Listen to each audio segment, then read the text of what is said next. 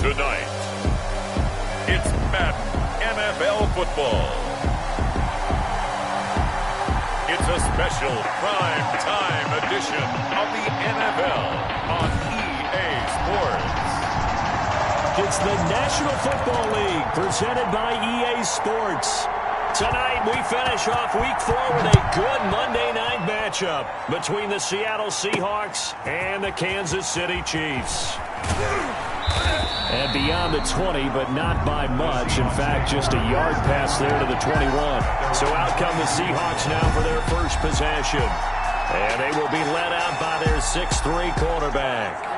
And while he won't admit it because his team lost the game, he had some fun in the last one.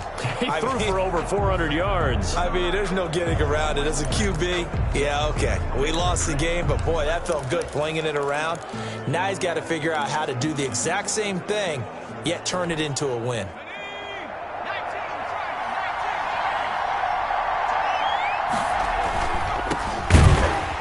And right away, they're going to stack him up right at the line of scrimmage. Call it no gain on the game's first play. And it's second down now. Defensively here, you're facing a top 5 team in terms of points scored in the NFL. So when they're that high powered, you've got to find a way to hold them under 20. Because to me, that's the magic number. 20 points scored gives yourself you give yourself your best chance to win. So if they're up around 24, 28, 30, they could be in some trouble. And I think so, because then you turn it into a shootout. And that means your offense has to keep pace. Good work after the catch. Gets him 15 and a first down. And this was a nice example of an offensive coordinator scheming his guy open. Just a little underneath route, just trying to free up some space. And it worked awfully well. Got him not just space, but plenty of room to run after the catch to pick up really nice yardage.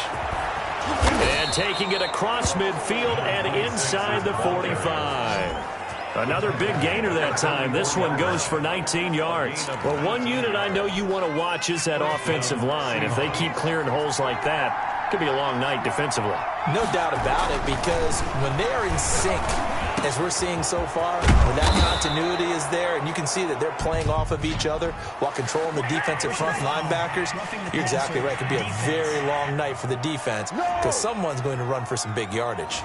Well, they'll get the yardage, but they hate to see him take that hit. You're always trying to cool off a big-time guy throwing the ball, but you have to know when to back off, pull up, and not hit him. There's the penalty. They'll look to throw here on first down. And he just throws this one away. Smart decision here this close to the end zone, and it brings up second down. The good signal callers would never go back in the huddle and play the blame game because they need those guys to protect him. But on that last one, his offensive line, they lost their leverage very quickly, and that's why they were able to get to him and hit him as he tried to throw the football and force an incompletion. And nowhere for him to go again. He'll get back to the line of scrimmage. That's it. Officially nothing on that one. No gain. So they're left with still 10 to go on third down.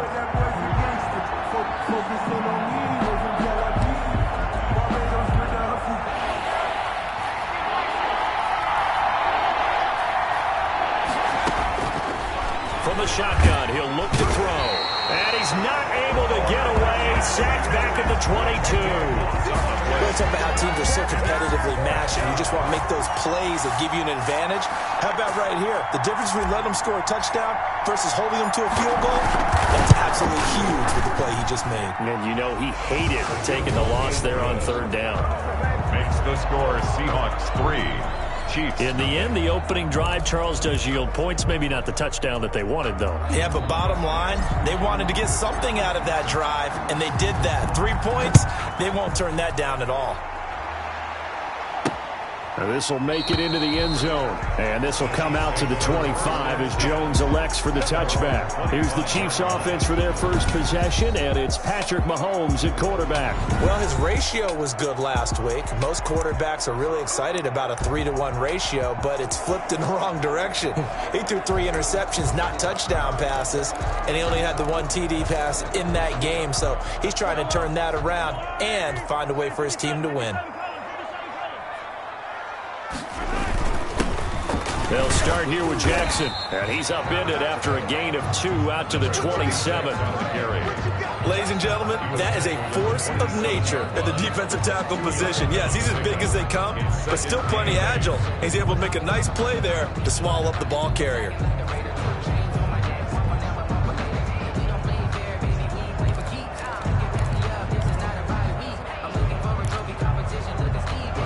They'll break the huddle, come up on 2nd and 8 at the 27-yard line. From the gun, it's Mahomes. Quick hitter here, it's complete. And he's able to take this one up to the 35-yard line. That one, a first down pickup of 8. They've got good playmakers on the offensive side of the ball. I don't know what happened last week to really hurt their performance and hold down their production, but I would dare say that this week in practice, there's a lot of talk about how they're going to increase their proficiency. And that was a good start getting the playmakers involved. You mentioned that to me pregame. The pressure comes. He's taken down by the Seahawk defense. Great job defensively. I think he was trying to go through his progressions, find someone to get rid of the football. Before he knew it, he was on his back. So that just brings us right back to what you said in the beginning. A great job defensively. Nowhere to go with the football. That led to the sack. Now, following the sack, they'll look to make amends on a 2nd down and 17. Another try after the first down sack. Mahomes. And a quick throw here, that's complete. A pickup of about 3 yards as he's taken down at the 31. And the Seahawks add a couple of extra DBs going with the dime look here. Indeed, 6 on the field. Working from the gun, Mahomes. He'll drop this down to Jackson. And he'll get it up near the 35, right at the 34 here. 36. Well, offensively, that's the mismatch that you want. You want to force a linebacker to try and cover your back out of the backfield, out in some open space. But linebackers nowadays, they run like backs, and they take a lot of pride in covering. What a nice play he made there in the open field. Call that a punt of 38 yards officially, and it'll be Seahawk football, 1st and 10. Seattle's offense coming back onto the field, ready for their 2nd drive. And they split the uprights last time for 3. They've got the lead. They're not going to play this conservative. They're not hoping for another field goal. They're hoping for a touchdown. I'm with you on that one. I like where your head is. I like the way you're thinking because this is intercepted. Picked off at the 30. And they're going to set up shop at the 27-yard line. They're trying to resurrect his confidence. Last week was a disaster. 5 interceptions in that loss, and another pick there. I played with a quarterback like this before, and he had a tough game, and the head coach said, I'll take him, I'll fix him. The very next game, he started out the exact same way. The head coach turned to the offense coordinator and said, he's yours from now on. Someone has to take responsibility and work with him and try and get him settled. And that didn't fool anybody. He's going to be dropped in the backfield. 2 yards the loss, 2nd and 12. Part of their struggles last week was getting these negative plays on 1st and 2nd down. That's something they have to be wary of as this game continues. First play of the drive goes the wrong way. Here's 2nd and 12. On play action, it's Mahomes. And that'll be incomplete. Took a pretty good shot as he tried to pull that one in. Couldn't hang on, 3rd down. Makes it 3rd down and 12 yards to go. Throwing is Mahomes on 3rd. And that is incomplete. They certainly had good starting field position on that drive, but couldn't do anything with it after 3 plays. Have to admit that that's a disappointing end to excellent field position. When that drive started, they had 6 points that they were thinking about. And this one looks good. It is good. Right down the pipe. And that will tie us at 3-3. The bottom line, tremendous starting field position, really squandered there as they wind up going backwards and then come up with just 3. Well, getting the 3 turned out to be important. I can imagine the head coach when he ordered the field goal. Please salvage something out of this drive. That was not fun to watch. The Seahawks take over 1st and 10 at their own 24-yard line. The Seahawks offense now, they get ready to head back onto the field. And last time wasn't pretty. 1 play and an interception. We'll see if they can do better. I want to see if they want to go ahead and throw the ball again now on this drive after what happened on the last one. Throw it on the first play. Give the quarterback some confidence. See what happens. Yeah, he's going to be out of bounds, but not before he takes it inside the 40. Almost unstoppable on the ground there as that one is good for 39. Well, they came into this game saying it was important that they set the tone and show that they can run the football. And I believe that they've done that here in the first quarter. So how about that for a chain mover? They're all the way down inside the 40 now for 1st and 10. And he'll give it here to his running back. And he'll snag about 5 yards down to the 32.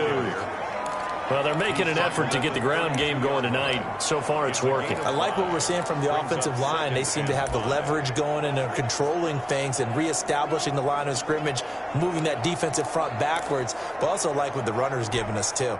It appears that he's been waiting all day long to get out here and take off. Call it a gain of 4 there, so it sets up a big play here. 3rd and a yard. Not a whole lot there. The defense was ready, it looked, for that run-pass option. You get the sense the next time he has that opportunity, he may keep it himself and get to the perimeter. Probably owes his back a little bit of an apology on that one, huh?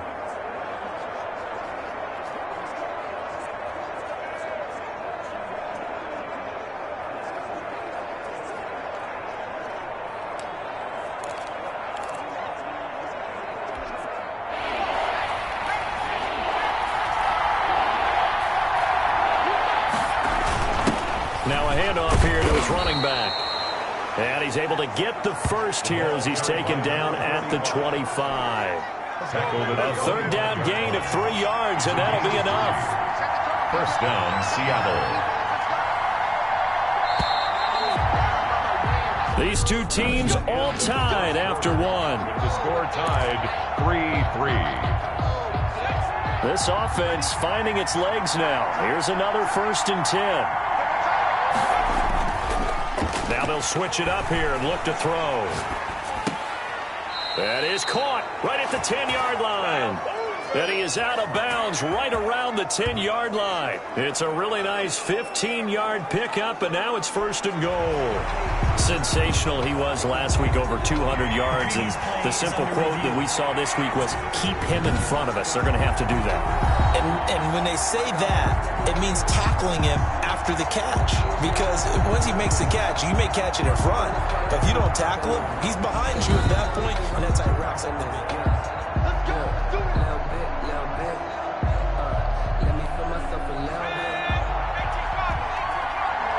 Well, he challenged the play. It did not pay off. And that means he lost a timeout in that challenge. And as a coach, you hate that. Don't know if you took the advice of the player. You threw it yourself, but it didn't go your way. At the end of the day, it all comes back to the head coach. He has the final determination on whether to actually challenge the play or not. In this case, it didn't pay off for him. And that's got to be so heartbreaking. You throw that flag, you probably feel really confident, and then all of a sudden, boom, you lose the challenge. Yeah, when you take a look at it, you're throwing that flag because you believe you're going to be right. And when it comes back the other way, you have to regroup. The 2nd down play, not much better than the first. Just a gain of 1 there. They've been denied touchdowns in the red zone twice already. Here comes 3rd and goal.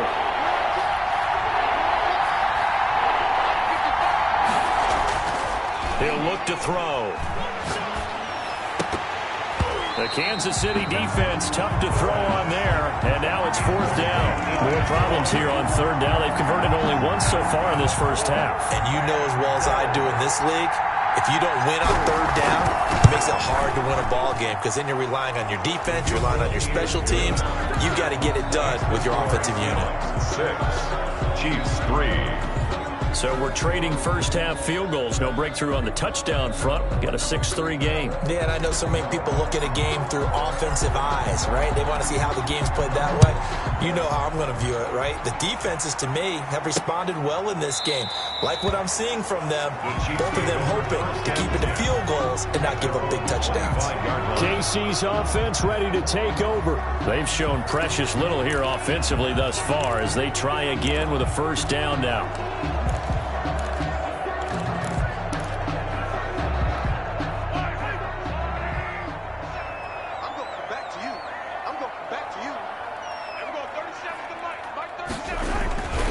Begin the drive with Jackson on the ground, and he'll be upended at the 28-yard line. Just a 3-yard gain there. That's just a pile of bodies there, and that's when you kind of find out who's a tough guy, right? Who can stand up and make a play. It was only a 3-yard run, but for both sides, they had to walk away from that feeling like, okay, I can stand up when the going gets tough in here. On 2nd and 7, Mahomes. That's caught by Jackson. He'll be hit down at the 33, 5 yards on the play. 5 yards on the pickup, and that's going to lead to a 3rd down. And 2.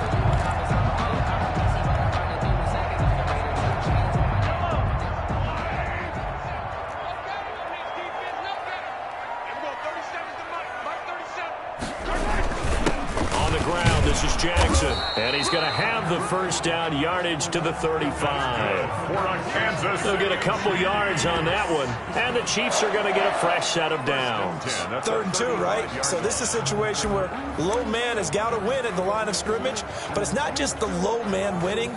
It's the low man who's winning with some force, and they had that to pick up the 1st down. Barely picking it up, but they did.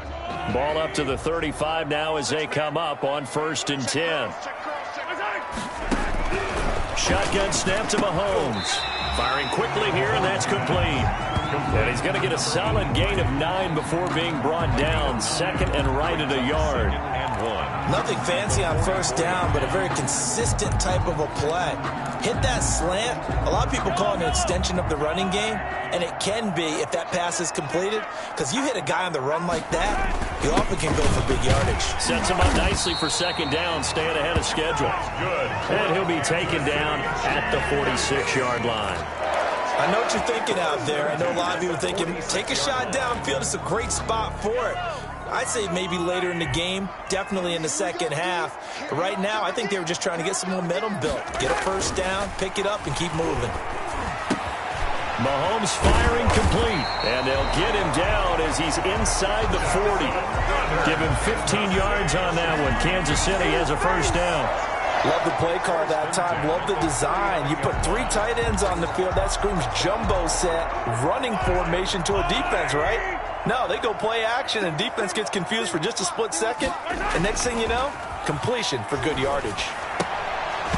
Throwing on 1st down, but this one winds up to be incomplete. And that's one of those plays where it's hard to keep 2 eyes on the football when you know the contact's coming, let alone getting 2 hands around it, hugging it to your body, and absorbing the hit, even for those big tight. And the Seahawk defense gets to him, and they bring him down.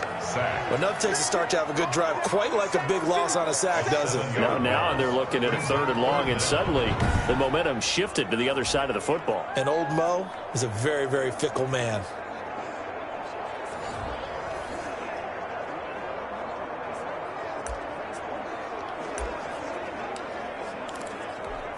Going to need better protection here. 3rd and long following the sack from Mahomes and company. To throw, it's Mahomes. Throwing left side, it's complete. And they'll get him down at about the 37, well short of the 1st. They do get 9, but it leads to 4th down. One hallmark of good defenses is understanding the game, understanding positioning, and tackling immediately in the secondary after catches. I think we just saw that on display right there. Got to him before he ever had a chance to think about turning it upfield. Here's the Chiefs punter now, as he'll punt it away for the 2nd time. And this is going to be ruled out, I think, just inside the 20. Yes, it will. Side judge calls it at the 19-yard line. There again is the running back as he trots onto the field. And it may just be the 2nd quarter, but he's in his zone, well on his way to eclipsing that 100-yard mark. And when a back has a game, as we're witnessing right now, his name's going to be in the books, but it's really a collective deal, isn't it? Because that means he's getting plenty of blocking, a lot of help from his teammates, but he's making the most of it. Yeah, he's made the most of it to this point. And he is met at the line of scrimmage, and he goes down right there. No gain on the play. It'll be 2nd down. Maybe I'm wrong, but it looked like even if he had opted to keep that, I don't think there was going to be much to gain. Seemed like it was perfectly defense. And know what they say? Those guys on the other side, they get paid too. Now he'll look to throw here on 2nd and 10. It's a short one here, complete to his tight end. This will be a gain of about 8 to the 27-yard line. That'll leave them with a 3rd and 2 coming up. They got 8 yards there. An ex-teammate used to tell me all the time, I hate experienced quarterbacks because no matter what, You really can't hide what you're doing. And I think that right there, he knew right away where the blitz was coming from, where his primary guy was going to be, and he ended up going to a secondary target for a nice game. I was just going to ask you, that wasn't the primary target. He's so good at that, isn't he? I think he knew right away that he wasn't going to get to his primary guy. I think he read that as soon as he got to the line of scrimmage, knew where the pressure was going to come from, and said, I know how to beat that, and that's what he did. They had the catch on second down, but it didn't help at all, and now they're looking at third down here. And he's taken down, but able to slip across the 35. 10 yards and a Seattle first down. I'm not sure how much more evidence they need, partner, than to understand that if they don't start to slow him down, it's going to be a long afternoon here at the stadium because he is just shredding them at this point. And let's face it, coming into the game, they knew he would be the focal point of their attack. This is going to take an 11-man unit on the defensive side to start making plays. 11 more yards that go around, a first down as well. Seemed like a couple sets of eyes were on the quarterback, so he decided, hey, I'm going to hand this off. Got a good gain out of it. And you know you need good blocking up front in order to gain yardage, but every one of these RPOs, if you do it right and they look the same, whether it's handed off inside or the quarterback keeps it, that allows you to fool the defense so often. And in this case, fooled them with the inside run. So flag for the contact, pass interference. And I know that you're going to look at me and roll your eyes, and rightfully so, because you know what I'm going to say. Doesn't the defender have a right to the football as well? No, I don't like defenders. That's because you spent too much time with me. Okay, I'll side with you on this one. It's the correct call. Decided to hand it off that time on the run-pass option. Appeared to be an easy decision. Just gave it inside. Nice, steady gain. The previous run, good for 9. Here's second and a yard.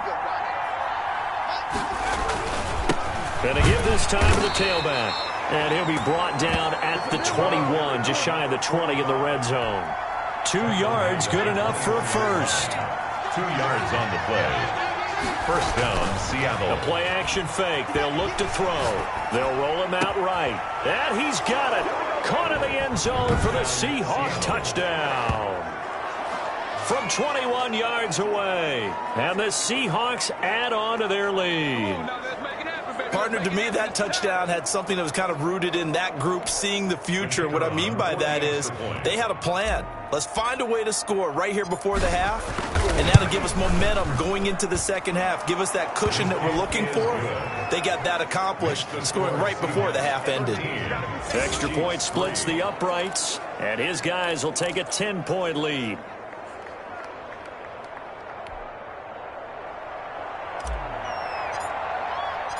The kickoff team on the field now as they will send this one away.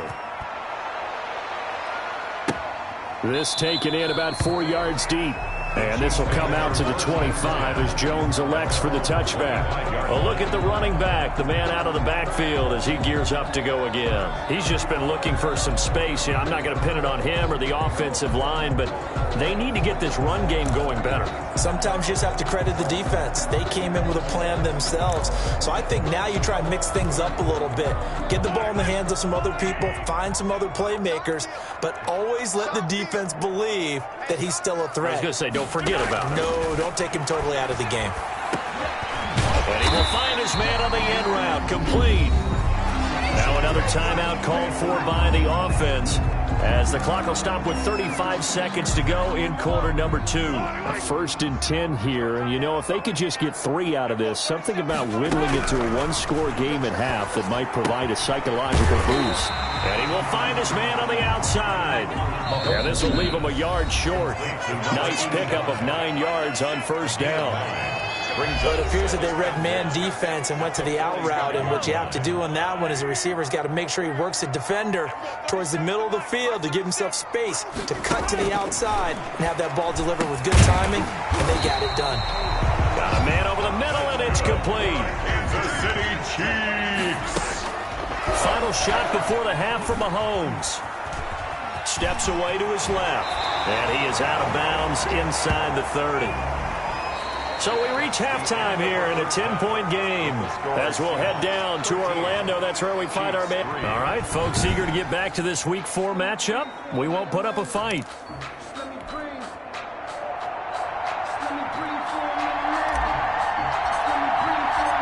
It'll be the Chiefs football to begin quarter number 3, and they trail here as we are back underway now on EA Sports. And this carries into the end zone. And this will come out to the 25 as Jones elects for the touchback. Here comes the Chiefs offensive unit as they'll have it to begin quarter number 3. They're in a 13-3 hole here now as they come up on first down.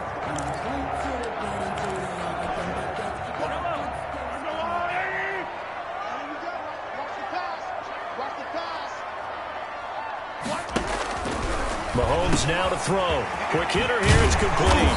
And they get him down, but not before he takes it across the 40-yard line. Just his second catch of the game so far. This one moves the chains.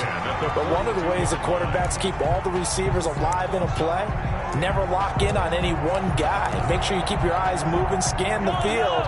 And here he finds the open guy for a nice pickup. They run on first down with Jackson. And he's going to bowl his way forward to the 48. It's a 6-yard gain on the ground, and that'll make it 2nd and 4. Well, I think after that run, the defense is getting back in the huddle and looking at each other and maybe starting to question their confidence a bit. They gave up a significant run, 6 yards, and now you're saying to yourself, how do we stop them, and do I have enough confidence to make a play? That one, a first down pickup of 8. I got a kick out of that one, partner.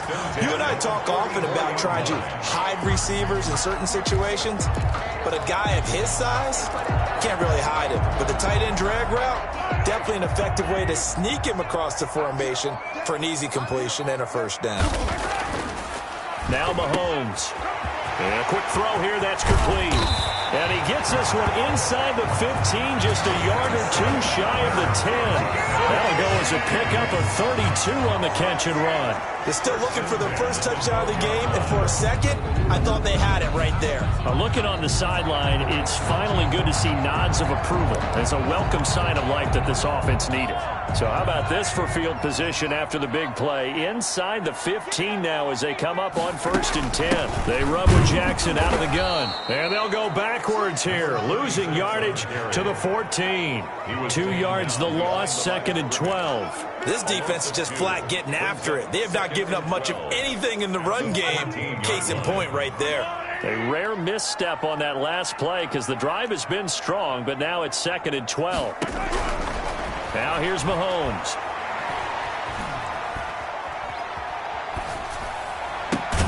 And that is caught for the touchdown, Kansas City.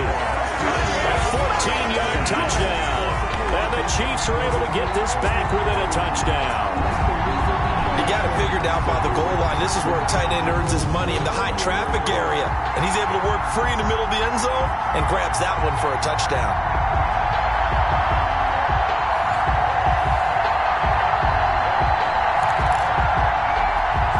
Extra point attempt here still to come.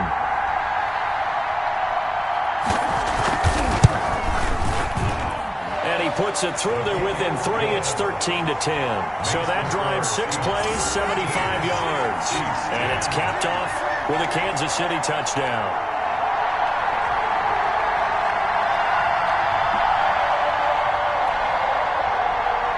So just a 3-point game now as they send this one away.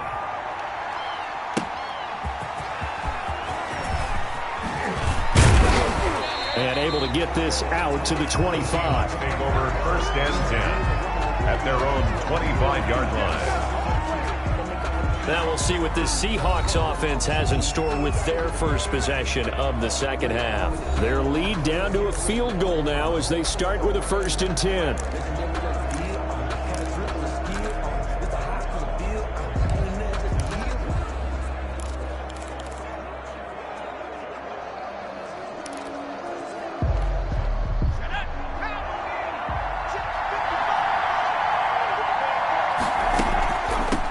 From the shotgun now, here's an inside give. And he's upended after a gain of 2 out to the 27. 2 yards on the carry there. It'll be 2nd down. I know we can't hear what's going on in that huddle right now, but I'll guarantee you at least one offensive lineman is saying, my bad, we simply couldn't move them off the line of scrimmage. We've got to do a better job trying to root those guys out of there. And now he's going to use his legs. And he'll be out of bounds across the 30-yard line. 6 yards there off the scramble, but it'll still leave him with a third down. Okay, he's not going to get the first down, but this is still a nice job of buying some time and then running to get to the sideline and get out of bounds and avoid the big hit. Now that'll be tipped and intercepted. He's picked off at his own 47.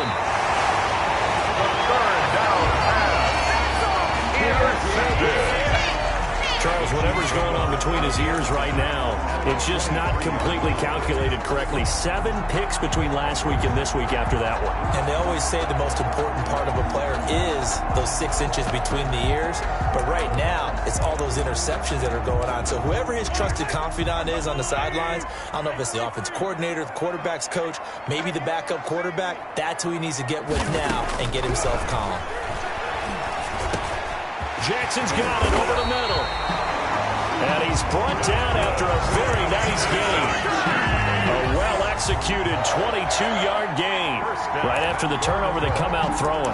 And that means it's a sudden change situation. We used to practice it on defense. Sudden change, get out there, stop the offense. But you typically run out there a little bit unsettled. I think that's why he came right out throwing the football, hoping to catch him off balance. He's got it. Touchdown, Chiefs. Well, this offense only mustered 3 points in the first half on that field goal. They picked up the pace now. 2 third-quarter touchdowns. Hey, you remember that appearance we had last week in front of that crowd, and they asked about halftime adjustments and all that was going on. And remember what I said, it's not always an adjustment at halftime. Sometimes just remembering the game plan and playing better, tuning it up and just working through it methodically. They got it done in this case. Of course, I'll always remember that appearance because I had on a brown belt with black shoes, and you pointed that out in front of the crowd. So thanks for that. I said that out loud? You did. My bad. And a good return as he'll be stopped just shy of the 30-yard line. First and 10 at their own 29-yard line. The Seahawks offense now, they get set to go back to work. They had that lead, looked pretty comfortable in the first half, maybe got a little bit overconfident because that's gone now. Almost takes us back to being kids, doesn't it?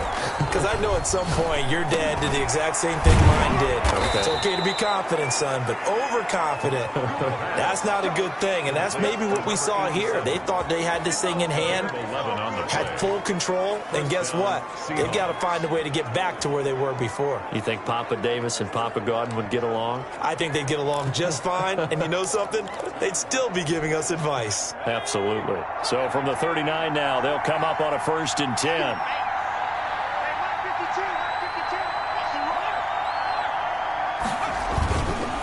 And he'll give it here to his running back. And he is met in his tracks behind the line of scrimmage.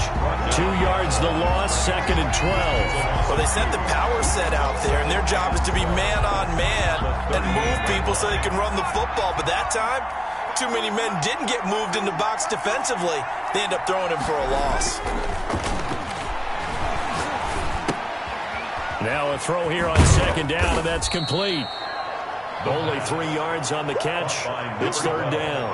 Brandon, perfect defense in this situation would have meant that there was an incompletion. They would have picked it off. Okay, so they gave up the completion. But I really enjoyed watching how the defense stayed in sync, stayed in great communication. And as he dragged across each zone, you see him pointing, communicating. There he is, and they passed him off to each defender. Ended up making a nice play, even though it was complete. Incomplete. Normally you think the tight end's going to be able to catch the football and handle that contact, but in this case, maybe a little too much target to hit. That one was timed well, incomplete. And the punt team on now as this one's sent away. And a fair catch signaled for and taken at about the 18-yard line. 36 yards on the punt with no return. And it's Chiefs football, 1st and 10. Here's the Kansas City offense now as they get set to take over. And for them, a touchdown their last go-around. Obviously, they'll be hoping to do that again. And when you start plotting for this drive, when you start thinking to yourself, okay, what are we going to do? You don't go away from what you did before because that worked, but you have to be prepared for wrinkles and counters because you know they'll make some adjustments. Call it no gain on the play, and it'll be 2nd down. Now, they struggled to get him rolling on the ground in the first half, and that's sort of continuing here in the 3rd quarter. Yeah, but I don't think it's time to abandon the running game. I would say keep feeding the horse, and I believe he'll eventually reward them, especially as we get deeper in the game. Throwing right, and that's complete. And they'll bring him down here up at about the 22-yard line. 4 yards the gain, and it'll bring up a third down. Good throw, good catch, but I really like the route. The drag and being able to run away from defenders, hard to stick with them for that long. Yeah, better against man than zone, or? Better against man, because now you're running away from someone, and you're not running into a defensive player in another zone. Pressure comes. He's taken down by the Seahawk defense. Well, how about that? A dime set on defense, 6 defensive backs. None of them blitz. They're just back there in coverage. Defensive lineman gets the sack. That's where the O-line, they go to the sideline, they keep their helmets on so the cameras can't find them, right? Yeah, the cameras can't find them, but I know one thing. The O-line coach will. Here's the Chiefs punter now, standing just outside his own goal line. It's fielded at the 45. That'll go as a punt of 34 yards that time. And the Seahawks will have great field position to start this drive. They take over on the short side of the field. Seattle again getting ready to take over offensively. And our game's hit a little bit of a lull here, a little bit of a snag. Punts on back-to-back drives. And old school coaches don't necessarily mind that. Didn't turn it over, right? Didn't create a big play for the other team. Right now what you're looking for is, can you gain an advantage in field position? And that's what both teams are seeking right now. Yeah, they'll be seeking to gain that advantage here on this drive. It's a gain of 15, first down Seahawks. A gain of 15. And the Seahawks first down.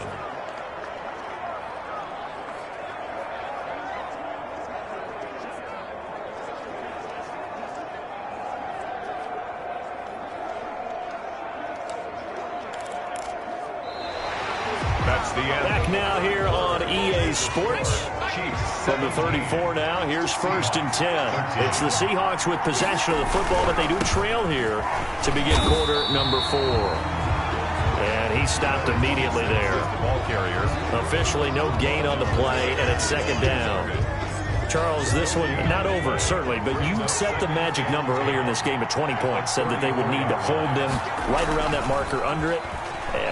What are you seeing here? Well, that number is still in play because we said, okay, 20 or under gives them a chance to win. Right on pace for being in that range. And guess what? They've got a shot. A gain there of 21 yards.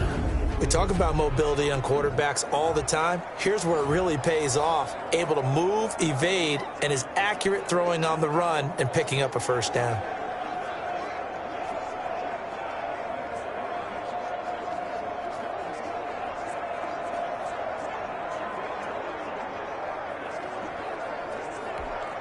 So signs of life in what's been a dormant offense in this second half. Here's first and 10.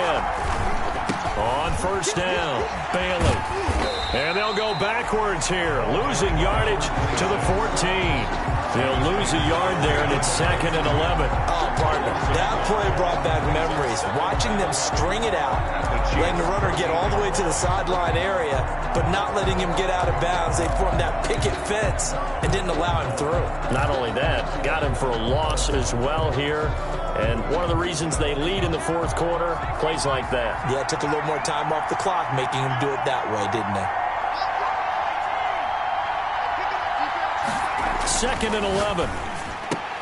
And this one incomplete. Too much contact to hold on to that one, and it's third down. It's been clear in this matchup which side has been the more physical one. It's been this defense. And here's another example on that last play. The Seahawks on third down. They've converted just 2 for 6 thus far. This is third and 11. He'll look to throw. This is caught. And he is in for the Seattle touchdown. A 14-yard touchdown. And the Seahawks are going to retake the lead. Now an important extra point here to stretch this lead to a field goal. He's got it, and this is indeed up to a 3-point lead. A drive that time of 6 plays, and it all culminates with a Seattle score.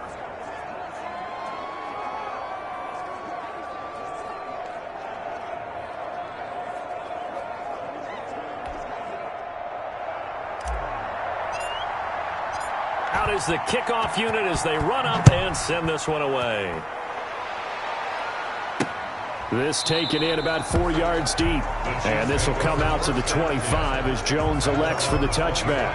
And now here comes Kansas City. And they will be looking to answer the touchdown their defense just surrendered. Still a good chunk of time remaining here in the fourth quarter and a chance to regain the lead in a tight one.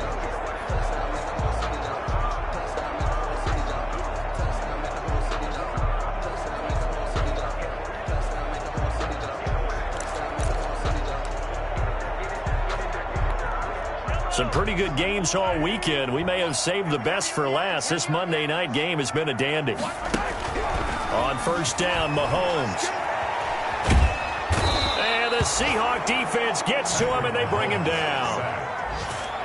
Well, someone's closing in on the league lead in sacks. He came into the game in the top 5. Now you add 2 more to his total.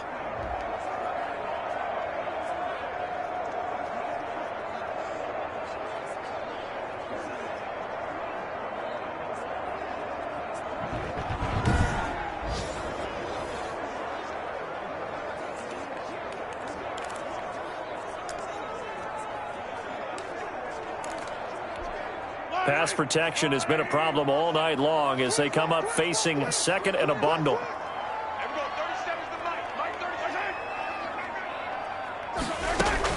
Another try after the first down sack. Mahomes firing quickly here, and that's complete. Down he goes at the 23, a pickup of 4. 4 yards on the completion, and it sets up a third down. And 12.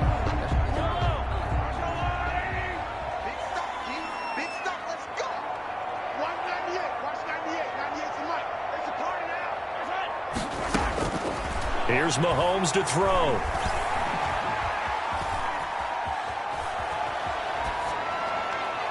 And he'll be taken down, but not before they work it across midfield. A big one there on third down. They hit for 30 yards. That could very well be a defining play in this game. A touchdown, that gives them the lead, and they took a major step towards getting there with that big play right there. So the line of scrimmage moves all the way across the 50 now as they come up first and 10. Mahomes going to throw. And Jones has it over the middle. They'll contain him to just 4. Second down. A gain of 4. Fired that one in there, able to make connection on a nice in route. With those faster passes and they're going that fast, any hesitation as a quarterback that the deflection, if you miss, might be bigger and lead to an interception? Yeah, and the deflection works both ways. Maybe a defender gets a hand in the way and it pops in the air. And sometimes you throw it so hard your receiver can't handle it, and he pops it up in the air for the defenders to grab as well. But a moot point there as they were able to connect. And this is going to be caught. He won the fight for the football. And that'll wind up moving the chains again as the tackle's going to be made at the Seahawks 23. That one a gain of 20 and a first down. Tell you what, he's been able to put the ball in some tight spots all game long. That throw, no different. Yeah, a lot of people would call it a gutsy type of a throw. I think he looks at it as, I can do it, so it's not that big of a deal to me, and I'm going to keep firing. And he's going to be taken down here. A sack back at the 32. My man, it's been a rough night for that offensive line, and it's only getting rougher. 5 sacks now that they've given up in this contest so far. It feels like the witching hour out here, doesn't it? Okay, stupid question. What's the witching hour? Yeah, the witching hour. That's when everything goes haywire late at night. Pass protection has been a problem all night long as they come up facing second and a bundle. Another try after the first down sack. Mahomes. Going to throw right side here. Complete. Mahomes. They'll get 9 there as that sets them up better for third down. A gain of 9 brings up 3rd and 10.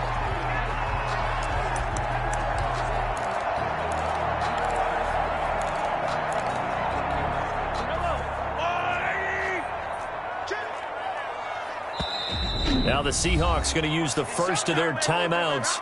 That'll leave them with 2 remaining. We'll be back after this. Possibly a turning point. Big play coming. This is 3rd and long. Throwing now is Mahomes. Pressure applied, and he's going to be taken down. They sack him back at the 33-yard line. This has been a tough one for this offensive line. It appears almost like they've been on roller skates this entire game, the way they've been pushed around. 6 sacks given up in this one. So the field goal unit is on the field, as this is a big spot right here. He was true on his first. This a tough one from 49 yards away. And the 13-year man puts it through. And in the fourth quarter, this game is tied.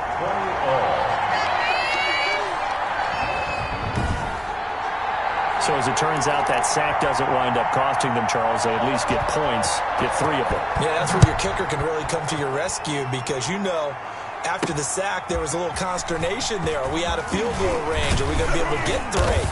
In this case, he stepped right up and gave them exactly what they needed. First and 10 at their own 27-yard line. The Seahawks take back over, and they're hoping to redo their efforts in the last drive when they got into the end zone. And just think of what it's like now on the sideline, because when you score a touchdown, you have to go over and look at the tablet and see what you did on the last drive. When you scored points, it's a whole lot better view than when you're trying to figure out how to fix things there. Space to maneuver at the 40.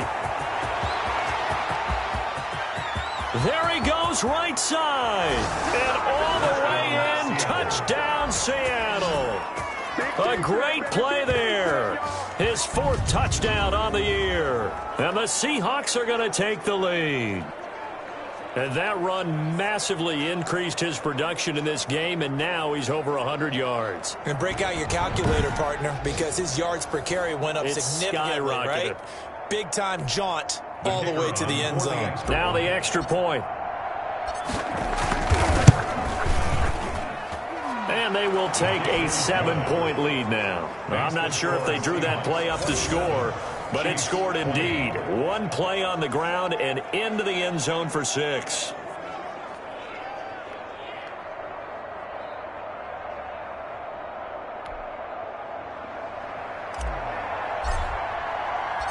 Set now to kick this one away, and off it goes. This will make it into the end zone. And this will come out to the 25 as Jones elects for the touchback. Here comes Mahomes and the Chiefs. Down 27-20, 2:10 on the clock. Plenty of time here. They've got 3 timeouts and the 2-minute warning as they've got it 1st and 10.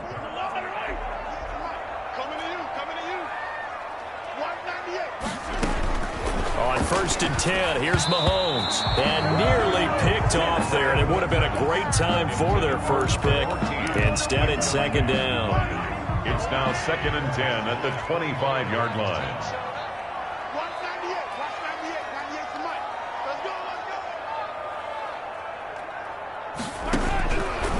Looking to throw is Mahomes. Oh, he's got a man wide open, complete. And he's got a 1st down following a pickup of about 13 as we will take a pause here for the 2-minute warning.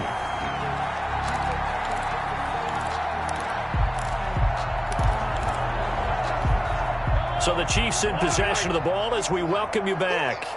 They come up on a 1st and 10, desperately needing a score here on what could be their final drive.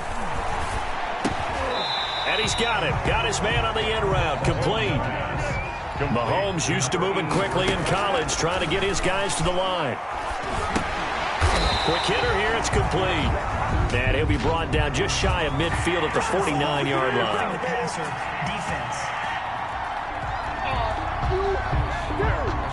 Well, when you're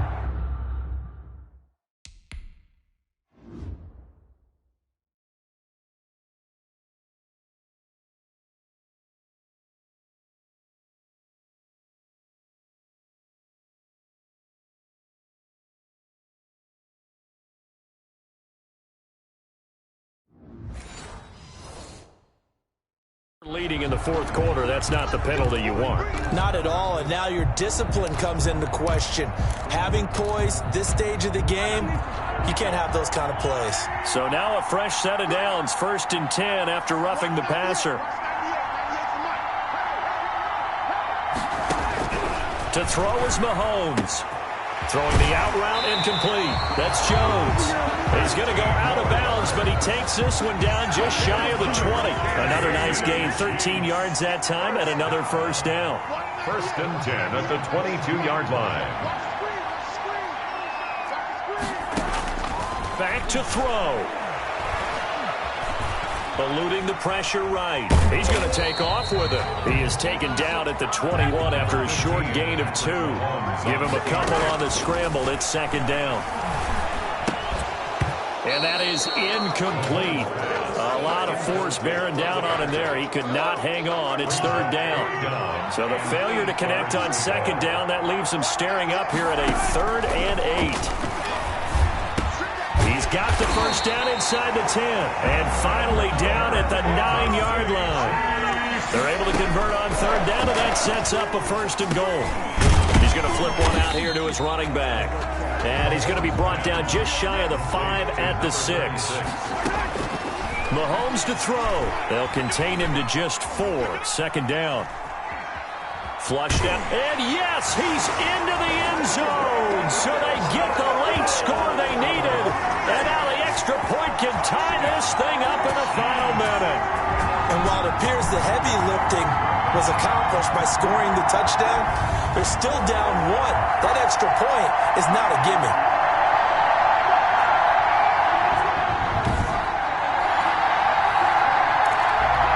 Point after try forthcoming.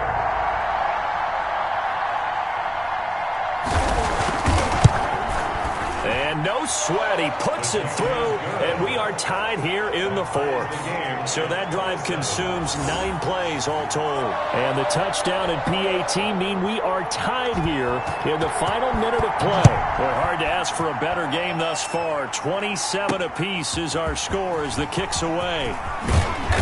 And he'll be dropped at the 21-yard line, so bringing it out of the end zone proves not a good decision, loses him about 4 yards. Seattle now ready to march out of the field. They'd like to avoid overtime here, so maybe they can work the sidelines, but then defensively, how do they adjust to that if they do work the sideline? It's the old leverage game, and we usually talk about leverage at the line of scrimmage, right? Who's going to win with the low blocking and everything that goes along with that. But in this case, you're trying as a defender to leverage them towards the middle of the field, not let them get to the sidelines and try and tackle them in bounds in order to run the clock out. Chess match here late. A big hitter to start the drive has him up near midfield here for 1st and 10.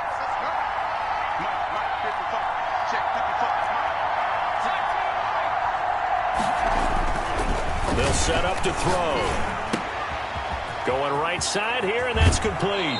And he is out of bounds inside the 35. It's another 1st down on what will be a gain of 21 yards. 21 yards. Back-to-back good plays have them on the move on 1st down.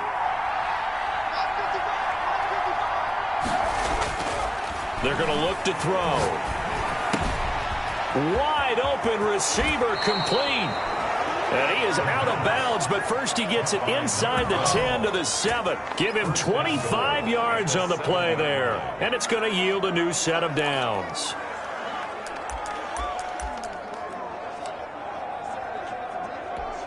And now it all rests on the right foot of their kicker. 2 for 2 tonight. This will be for the win. And now with 4 seconds left, we get a timeout call.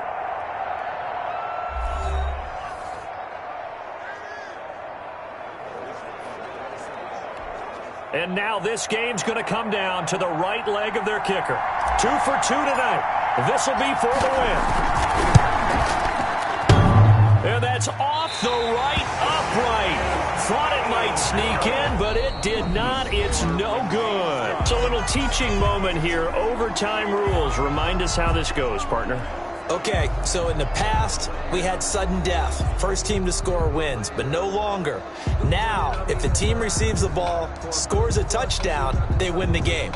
If they kick a field goal, though, or don't score, the other team gets a possession.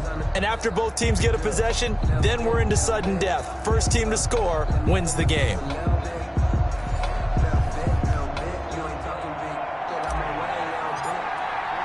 So a tie ball game here as the kick's away. And this carries into the end zone. And they will play it safe here and bring this one out to the 25. The Chiefs ready to rock again on offense. They control their own destiny here. They have the football in overtime. Obviously, a touchdown would win it. And I think teams around the league are still adjusting to the idea of going downfield, scoring a touchdown wins the game, because they were used to just going downfield and trying to get in field goal range to win a game. Still having to make that transition. Let's face it now, the ones who are doing it best know they need to go down, attack, put the ball in the end zone, and not leave it up to a field goal and give the other team a chance. Yeah, as we said, they control their own destiny now. So from the 39 now, they'll come up on a 1st and 10.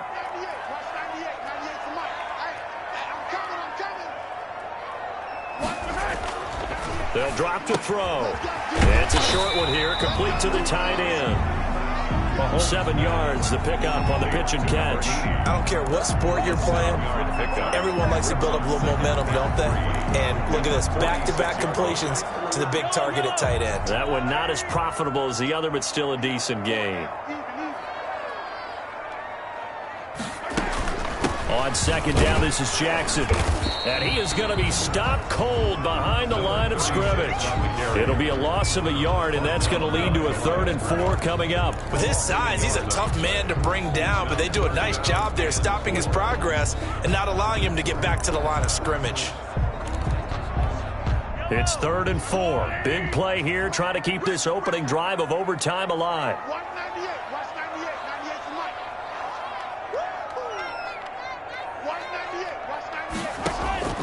From the gun, it's Mahomes.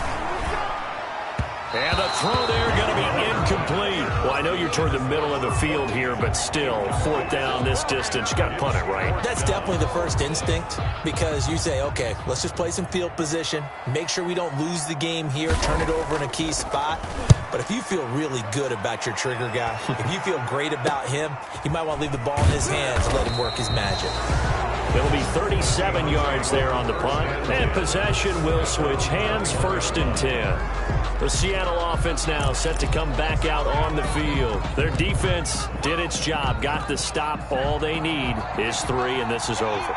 Couldn't have done much else other than score themselves and end it, but they turned it back over to him, and now all they need is a field goal to win the game.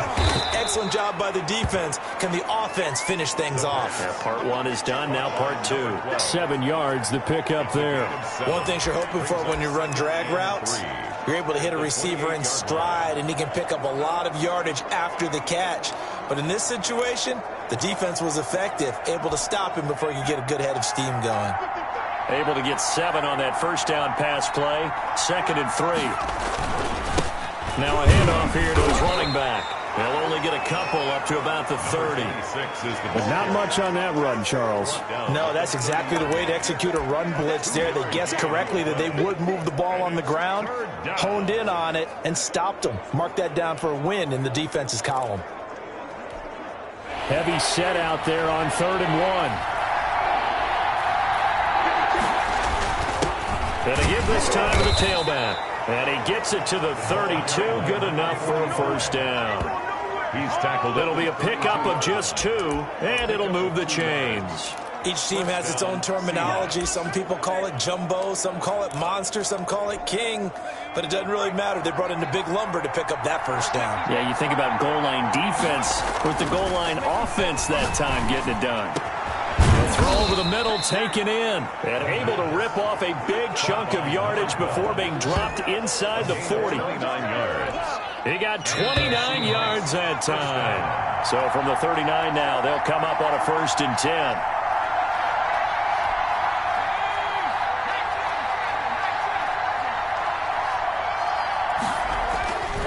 Now back to throw. And the Chiefs are going to get him. Oh, you never want to give up a sack. From the O-line's perspective, they hate it for several reasons, especially because they felt like they let little brother down back there in the pocket. Oh, no doubt. They have a ton of pride, and they go into every job wanting to keep that guy clean. They want that uniform with no grass stains, no dirt, nothing on it, but it's really, really difficult. You're talking about some terrific athletes who are trying to put him on the ground. Here's a ball thrown right side and complete. And they'll wind up getting this one all the way down inside the 20. The extra effort after the catch makes it good for a gain of 26 and also a first down. This drive, it's been a good mix. 3 passing plays, 3 runs, hitting on all 3 of those passes, and the last one putting him in the red zone. So wouldn't you think play action right here? Because you've got the ability and had the ability to run it and throw it. Go play action and take your shot at the end zone. Foul. Face mask. Defense. Come on, man. Set the tone. You better do something. In overtime, you have to be smarter than that. A personal foul just can't happen. Have to have poise. First down.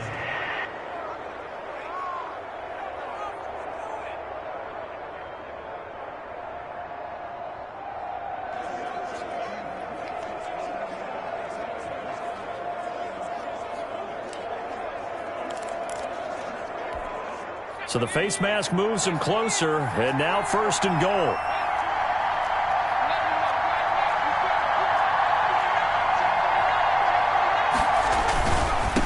Now a give, right side. It's Bailey, and the hole closes quickly here. He can fight only to about the 4. It's a gain of a yard, and it'll set up second and goal. And that carry probably not so much for yardage, just to get the spot that you want to kick the field goal. And any yardage game here is really kind of gravy, and this just becomes what my old coach used to say. And he's into the end zone for the touchdown and the game winner in OT.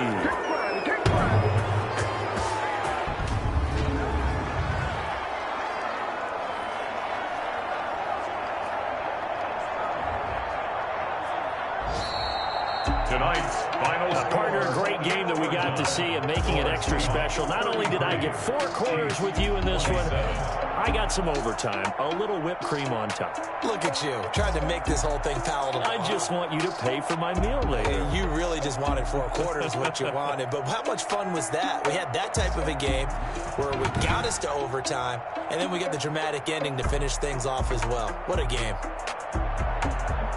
So for the Seahawks, they're on a nice early roll as they move to 3-1 with a win here. And they'll return home next week to take on the San Francisco 49ers. Meanwhile, for Kansas City, they'll fall back to 500 at 2-2. And they'll be on the road next week as they get a date with the Jaguars in Jacksonville. I'm Brandon Gaudin. Certainly have to thank Charles Davis, my broadcast partner.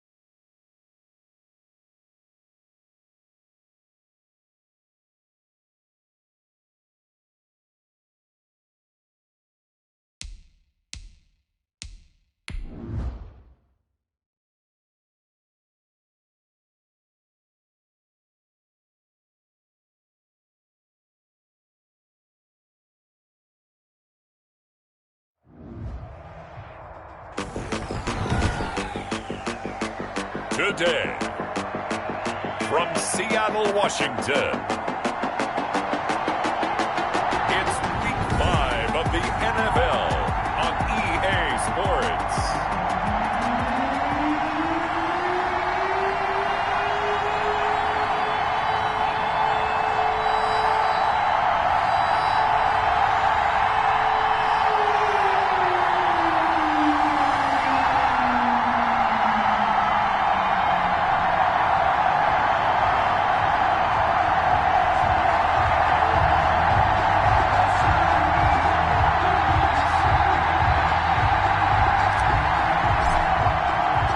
First quarter of the season already in the rearview mirror, and off we go in Week 5 on EA Sports. Fielded a couple yards into the end zone.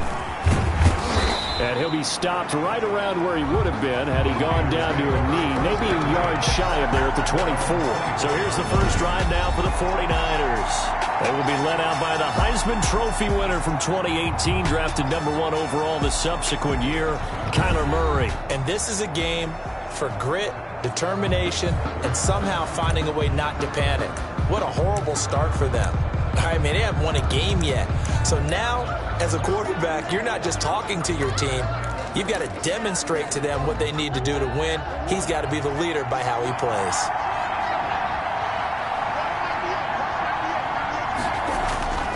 Throwing on first down is Murray, sliding out of the pocket. Now he'll pull it down. And he'll be out of bounds, but able to get it up past the 45. Turns out to be a great idea to tuck that one. Good for 24 yards. Partner, it's often that man coverage is easier for a quarterback to run against. You get your receivers going downfield. Those guys are staying with them, and oftentimes they have their back to the quarterback, which opens up a lot of space and room, and they don't even know that he's taken off with it. What a big-time pickup on that play.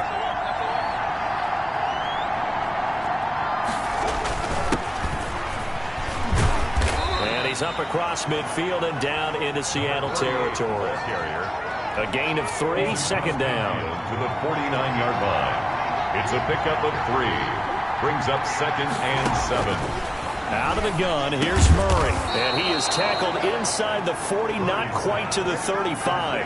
11 yards there, first down. Well, that certainly has to feel good. It's not all the time that the play caller should get all the credit. Sometimes I think in the huddle, the quarterback just says, hey, who's going to make a play for me? I just need something right here. And the end result there, nice first down. The drive keeps moving. And he'll get 3 down to the 34-yard line. These two rivals played 2 of the better games in the NFL a season ago. You remember Week 17, it was Dre Greenlaw stopping Jacob Hollister at the 1 to preserve a 26-21 49er win. And that wound up both winning them the NFC West and earning them the #1 seed. Murray's pass complete. And they're getting him involved early. You feel like they saw something on tape, or they just have a sense with him because he's had a good week of practice or something in that area that they want him involved. Just as you said, they want him to touch it either in the running game or the passing game, but they must like the matchups they're getting.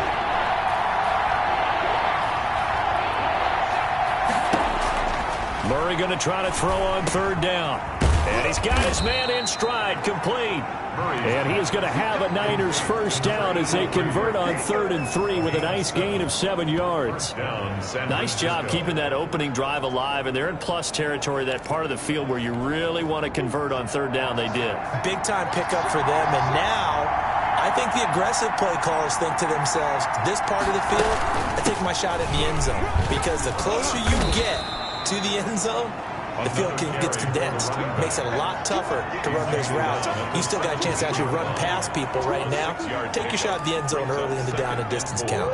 The last run got 6, now 2nd and 4.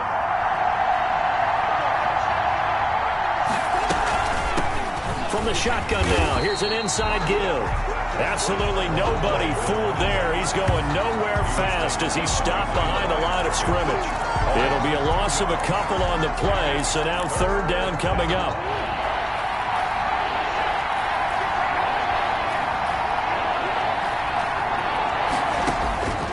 Shotgun now from Murray. Being chased out left. He may try and run for this. He'll head out of bounds inside the 10. Mark it down at the 9. Give him 10 that time, escaping the danger, running with it, and picking up a first down. These type of plays are backbreakers for a defense. They thought they had him hemmed in, thought they were going to get him on the ground with the pass rush, but were unable to do so. He gets away, picks up a big first down, and sets up first and goal inside the 10. He pushes forward for maybe 3 down to the 6-yard line. Some of the most unselfish players on any football team, defensive tackles, because we ask them to just eat up blocks and allow other people to make tackles. But when he can make a play himself, as we just saw there, that's a big day. And he's able to get it down to the 2-yard line. Ball carrier. Driven it down the field nicely here on the opening drive, but now it's put up or shut up. No doubt about it, because to make that type of a drive and ultimately kick a field goal would feel very disappointing. But I'm just wondering, is the head coach thinking, is this 4-down territory? Might he go for it? He can run for it, and he will. So no sack. He gets back to the line of scrimmage, but it'll still bring up a 4th down. And while he did a good job of sliding around in the pocket, there was nowhere to go with the football.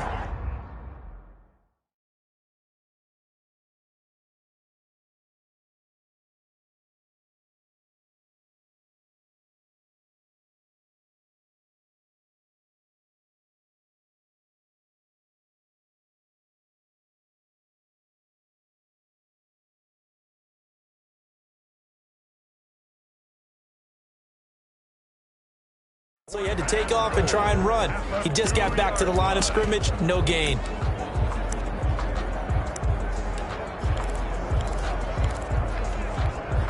And on their first drive, the offense staying out there.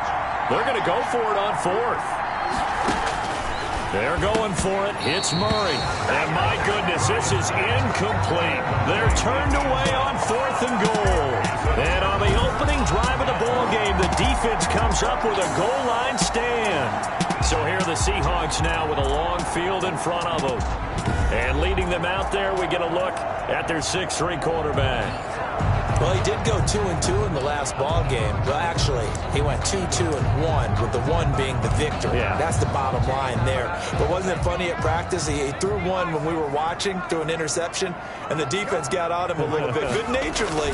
But they're letting him know, you got to cut down those interceptions. We can't bail you out all the time. Yeah, 2 touchdowns, 2 picks. But as you said, they got the win in that effort last week. Trying to find some space to operate, and now they'll have it. A gain of 12, a big first down to get away from the end zone. Nice job there of utilizing his big target. He didn't overthink it. Understands the catch radius. Understands that he knows how to use his body to keep defenders away from the ball. And puts it right out there for the nice pickup.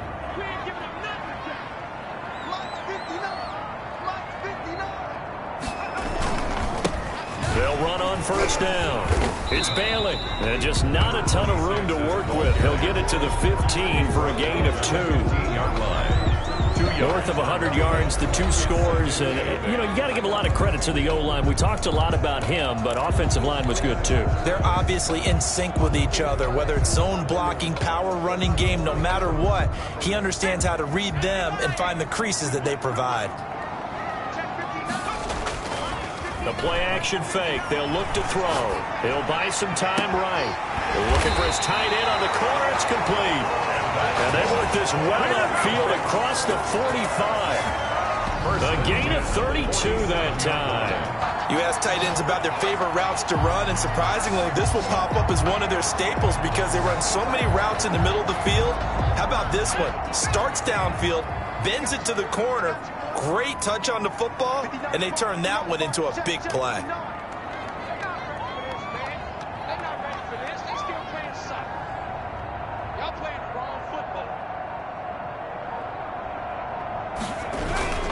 On first down, Bailey. And he's got this one across midfield into 49er territory. He'll get a nice chunk there on the first down run, and it's 2nd and 4. Pickup of 6. Brings up 2nd and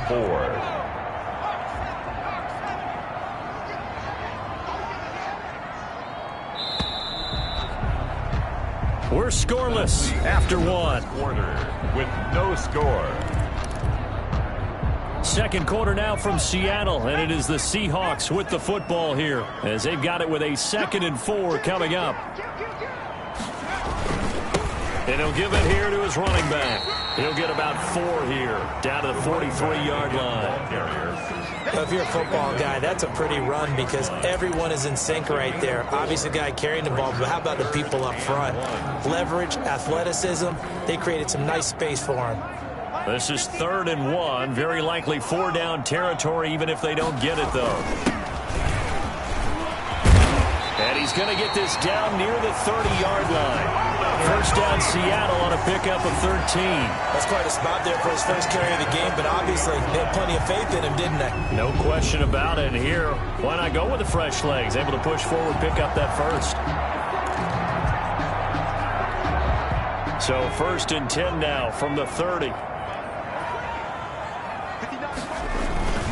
Right back to him on first down. And he'll be a little shy of the 25 here at the 26-yard line. Call it a gain of 4 on first, and that'll make it 2nd down. I feel like I could see what he was thinking on that carry. Wanted to follow that big tackle through the hole. Ended up only getting 4 yards on the carry. I think he had designs on that one being bigger. Now a 2nd down throw for the end zone, but it's incomplete. Nice play there to force the incompletion. And to me, one thing's for sure. When you're the underdogs and you're playing on the road, you absolutely have to get takeaways. You've got to get the ball from them. Yeah, win that turnover battle, going to be key. They didn't get one there, but you get the feeling they keep making plays like that, they might just get a few. Yeah, once you get one, defensive teams think they come in bunches. And he comes back with one complete. And he is going to have a Seahawks first down as they're able to get the 3rd down conversion. 11 more yards there. This methodical drive continues. Line of scrimmage, the 15. It's 1st and 10. From the red zone now, they'll look to throw. And he's going to find his man out of the backfield. That's complete. 3 yards the gain there, 2nd down. All defenses worry that whenever anyone catches the ball and has a head of steam come out of the backfield, it could turn into a big play with missed tackles or he runs through people. But they were right there waiting, and they stopped him for a minimal gain. On 2nd down, it's Bailey. And he'll be dropped at about the 11 after only a yard. Just not a whole lot of room to operate there on that carry. No, not at all. They did a really nice job staying in their proper places and not allowing any lanes to open up. And he will score. Touchdown, Seattle. An 11-yard touchdown. And they are able to strike first here on their opening drive. All the receivers in the league are plenty good enough. Otherwise, they wouldn't make it in the NFL.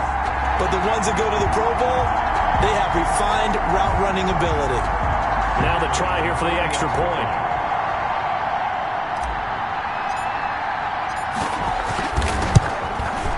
And this will give the Seahawks a 7-0 lead. So that drive, 12 plays in length. And the Seahawks capping it off with a touchdown.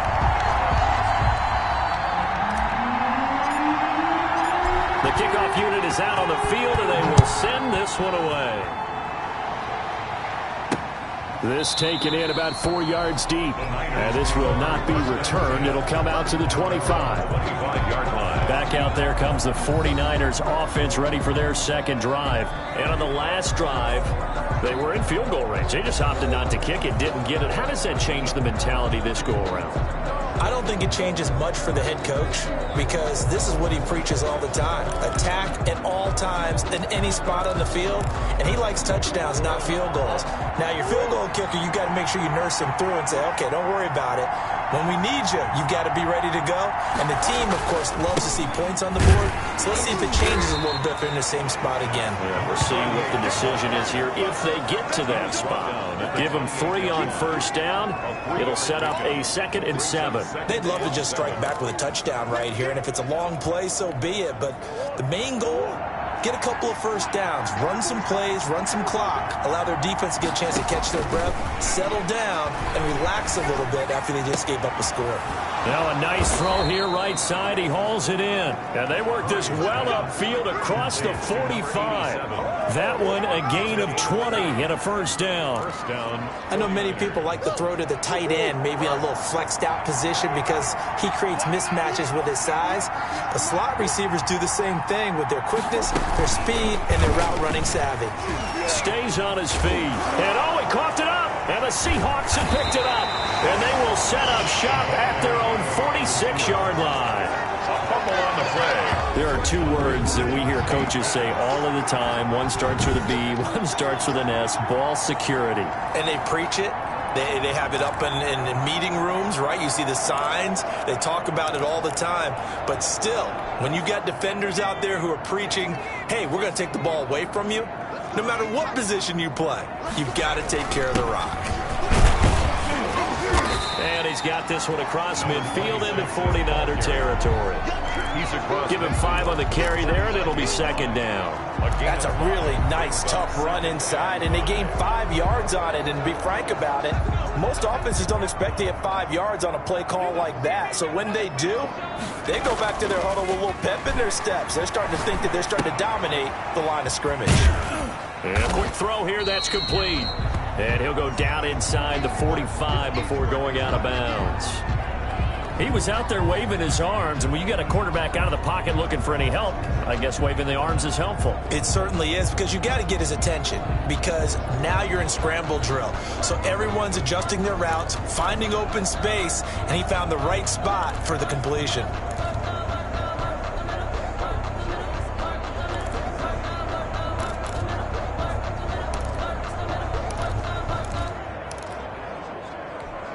The offense on third down tonight, a perfect 3 for 3 as they look to keep that streak going. They're looking at third and a few inches. He's got a first down and more inside the 30. And he is going to have a Seahawks first down as they're able to get the third down conversion. First down, Seattle, 16 yards, the gain there. Well, partner, what do you think? Might have been 4-down territory if they didn't pick it up, but... Yeah, it's a moot point now. I was curious, so if they didn't get it there, would they have gone for it? I guess we'll never know. Yeah, we didn't have to make that call, but I have a feeling both of us would have said, go for it. 3 yards on the pickup there, and it'll be second down. Give credit to the defense for stringing that play out, and they gave up no cutback angle. You know he was trying to dart through. No place for him to go. A nice job there, only giving up a 3-yard gain. Rolling to his right. And he finds a man on the crossing route. And this will move the chains again as the tackle's going to be made at the 49ers' 12-yard line. 12 yards there and a first down. Looked like the defense put pretty good pressure on him, but he's able to flush out to his right to try and evade people. On the run, had to get on his horse. Still accurately throws a nice pass for a first down. Now on first down, he'll drop to throw it. That's complete, right around the 8. And the Seahawks are going to be set up with a first and goal on a pass play that moves them all the way down to the 1.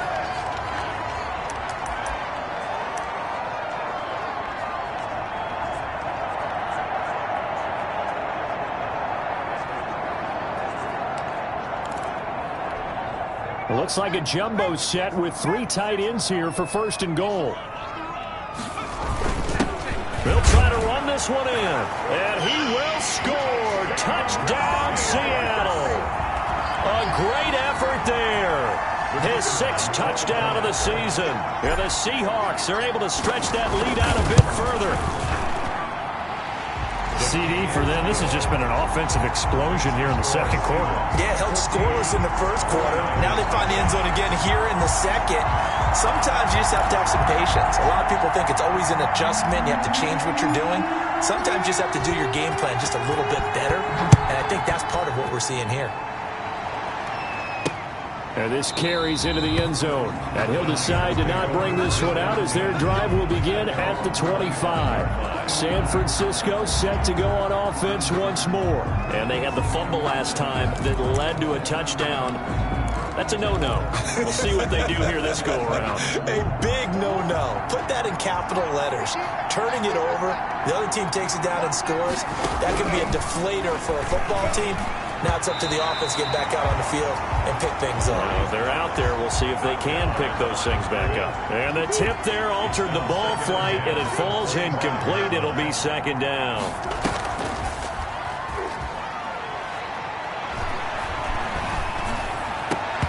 And that'll be incomplete. Took a pretty good shot as he tried to pull that one in. Couldn't hang on, third down. Not only did he have a chance to scan the field there, it felt like he had a chance to scan it twice. The protection was that good. Unfortunately for him, the coverage downfield, equally good. And he won't be close to a first down as he runs into a wall right around the line of scrimmage. No gain on the play there. A nice job defensively, and it likely forces a punt situation on fourth. The run on third and long, so I guess waving the white flag a little bit. Yeah, and I think sometimes teams are so committed to running the football that they'll take a chance, even in a long yardage situation, to let them know on the other side, this is what we're going to be about today. In this case, they didn't get a first down, but if you're thinking along with them, hey, they might be committed to running it all game long. Return team. Hey, go. Hey, get to the flag. And that negates a pretty decent punt return. And the goal is to gain a first down on a punt return, which is 10 yards. This was much more than that, but it is going to come back due to the illegal block in the back. Back to throw now on first down. He's going to rifle one deep left side. And this will be incomplete. The physical play on the football there, and it's second down. Deep ball. So second down, still 10 yards to go. Ball on the 43. I think that was good strategy there, trying to go right back to him after the last completion. But this time, the defense was all over him, and they got there to break that one up. And he's going to keep it here. And he's able to take it across midfield before going out of bounds. He turned that into a nice gain. Gets him 8 yards closer for third down.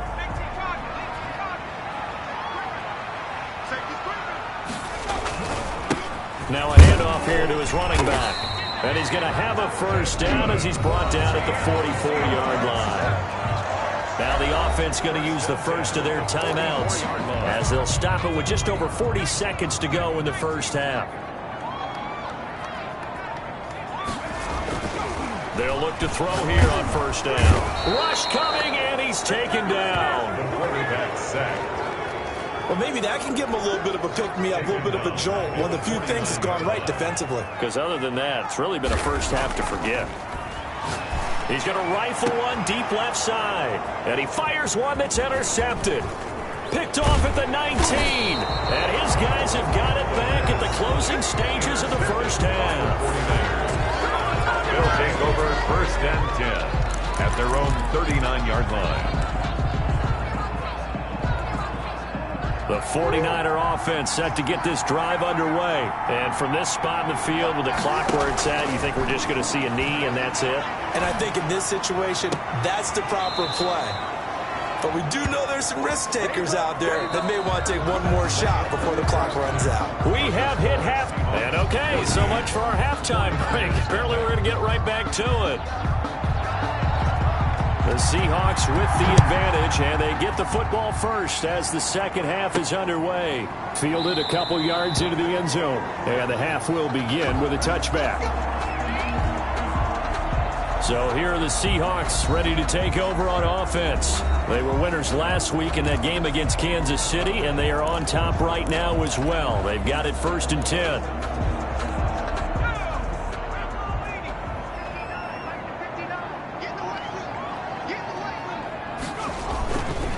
They'll run on first down. It's Bailey, and he gets this one just shy of the 40, down at the 39. A 14-yard gain there as they look to improve this 14-point lead. All right, I got to ask you, with these RPOs, essentially the quarterback has three options, right? So what's different from that versus the triple option that we see the service academies run at the college level? As a general rule, the triple option at the college level, most things are called outside of the quarterback faking it to the runner and then keeping it himself and maybe having a trail back. What I mean is, in the NFL, that option to throw the football all comes about organically. It's a natural deal based on reads. In college, if you're going to throw the football for triple option, you've actually called that play. Now a man open down the middle of the field. And this will move the chains again as the tackle's going to be made at the 49ers 35. A gain of 28 yards there and give him a first down. He gets his first catch there, but all in all, when you're talking about the #1 receiver in the NFL coming into this game, and we're just talking about the first catch there, I think they're doing a nice job of bottling him up. So from inside Niner territory now, this is 1st and 10 at the 35-yard line. And inside the 20 before he's brought down. Another big gainer that time. This one goes for 19 yards. And now we get into the psychology of the whole thing, because a lot of teams with a 2-score lead in the third quarter, they almost become defensive with their offense, just playing not to lose. I think with this team, you got to figure at this point, this is a great spot for them to go into attack mode, really try and put the hammer down and finish this one off.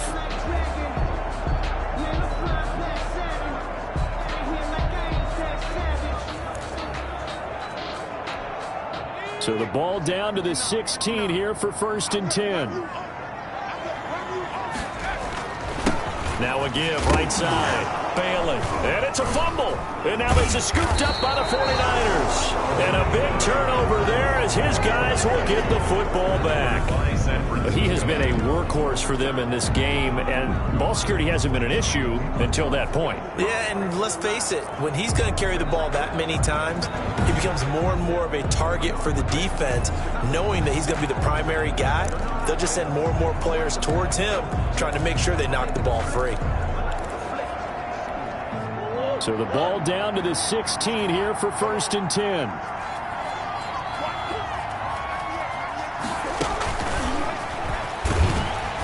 And they're going to stop him right at the line of scrimmage. Just no cutback lane to be found whatsoever. 2nd and 10. The line of scrimmage. Does a nice job there defensively, being able to diagnose that little touch pass. They saw it coming, converged on him before he could get much out of it. Now whistles here, and I think one of the big boys for the 49ers might have jumped. Offense. And that'll be accepted, of course, and that moves him back 5. So after the penalty, heading in the wrong direction, 2nd and 15.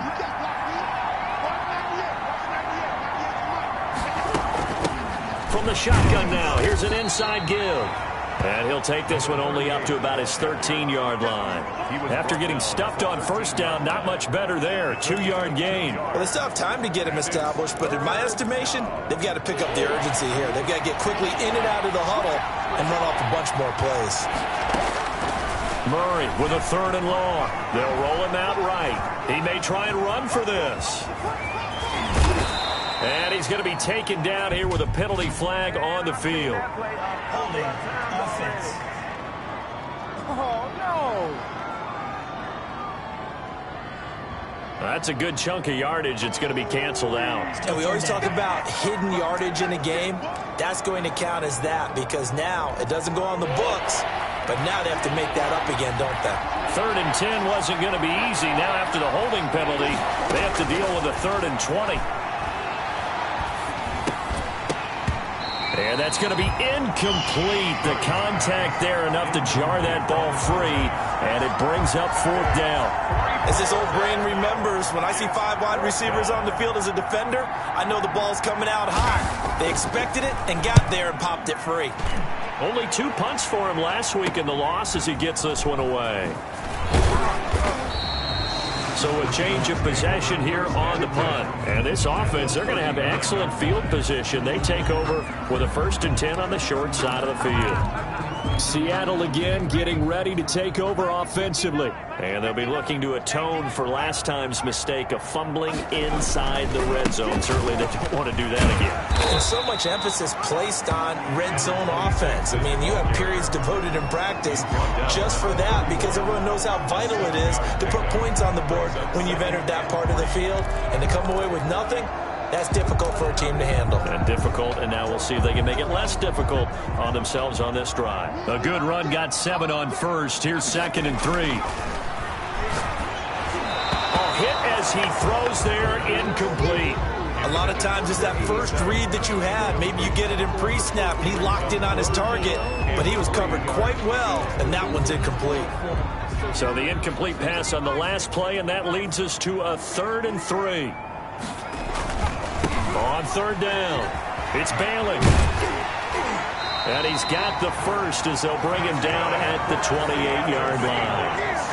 3 yards there, good enough to keep the drive moving. And they gave themselves options there on the 3rd down play, and were able to convert on that RPO. Shows a lot of trust with the guy taking the snap, doesn't it? Because you're counting on him to make the right reads and give the ball where it's supposed to go. And he did on that play. A gain of 3, 2nd down. Yeah, I don't know if it's exactly a win-win, but if you're on offense, you'll take that kind of a run, all right? It was kind of stacked up, found a little bit of yardage, and frankly, they're pretty close to staying on schedule on offense. The playbook is still open for the coordinator. The last run got 3. Now here's 2nd and 7.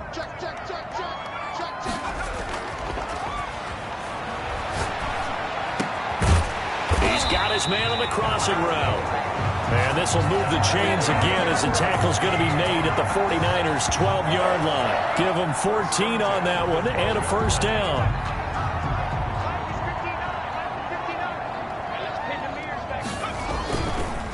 Going to give this time to the tailback. And he'll get this one down to about the 10-yard line. 2 yards on the pickup there. It'll be 2nd and 8. They're a pretty good spot right now with a convincing lead. I think this is where they put on the boxing gloves, start to try and pound them into submission. And the offensive line, they've controlled this game.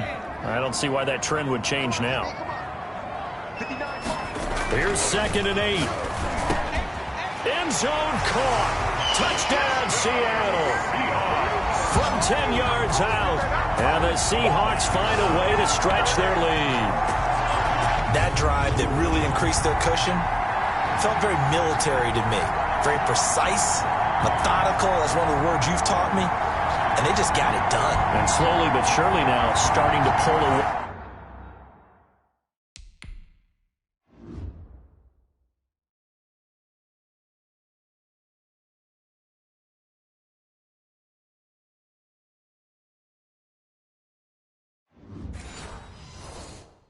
A little bit, things looking good for them here in the 3rd quarter. Not only pulling away, but you mentioned that slowly but surely. You also drain clock, too, with a drive like that. So you really give yourself an advantage.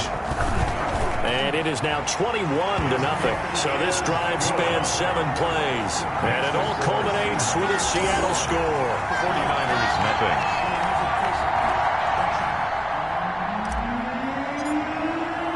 The kickoff team on the field now as they will send this one away. This taken in about 4 yards deep. And it'll come out to the 25 as he will not attempt to return. And San Francisco gets set to go here. And 3 and out on the last drive. No points on the scoreboard. A little soul-searching now? I would say so, and they need to help out their defense a little bit. They've had to be on the field a lot more than normal, put them in some tough spots. But what's the old adage? When you get another chance, it gives you a better chance to do it right. And he's upended after a gain of 2 out to the 27. Well, it's time for them to be good teammates right here, and what I mean by that is possess the ball for a little while. Get at least 2 first downs. Give their defense a chance to settle down a little bit after they give up a touchdown.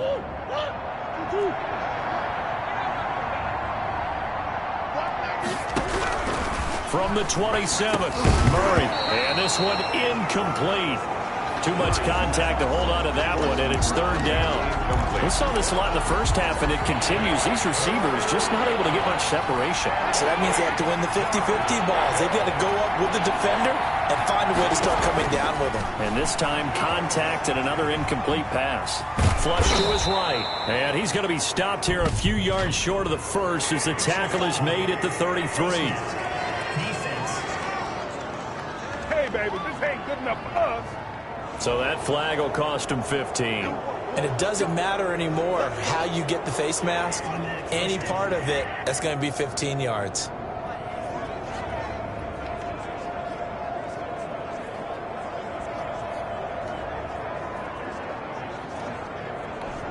So the penalty yards marched off on the face mask. Here's 1st and 10. From the shotgun now, here's an inside give. And nowhere really to go there. He'll take this up just shy of midfield. Just a yard on the pickup there, and it'll bring up a 2nd and 9. Well, they certainly have been able to get him going and establish the run, so I think it's time to abandon that plan and start chucking it all over the park. And you know who's excited about that? The defensive front. They got a chance to pin their ears back and get after him now. On 2nd and 9, Murray. He's going to hit his man out of the backfield, complete. And he'll go down inside the 45 before going out of bounds. It's an 8-yard pickup, and they'll be faced with a 3rd and inches. Oh, I came to my feet on that one. I thought he was getting close to breaking that one big, but in the end, give some credit to the defense, finding a way to get to him and forcing a 3rd down.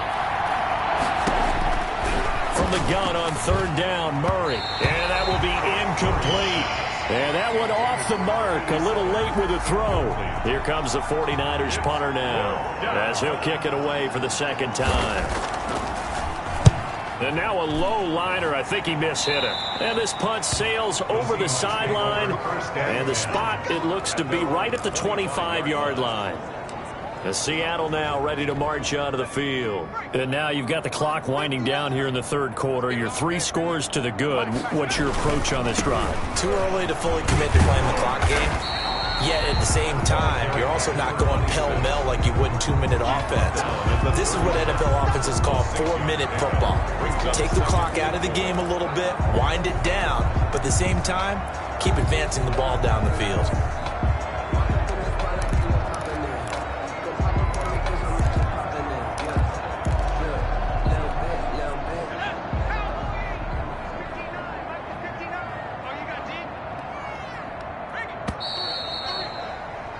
And they're not going to get to the line to run another play. So we will switch ends as the 3rd quarter has come to a close. You are watching the NFL on EA Sports. They'll come up now 2nd and 4 from the 31. They'll keep it on the ground. It's Bailey. And he'll get this up only to about the 33. And he got half of what he needed there, 2 yards. And it'll bring up a 3rd and 2 more. Brings up 3rd and 2. They'll look to throw here. It's a short one here, complete to his tight end. And he is going to have a Seahawks 1st down. It's a gain of 6 that time on 3rd and 2. 9-yard line. First target, first catch, and a 1st down.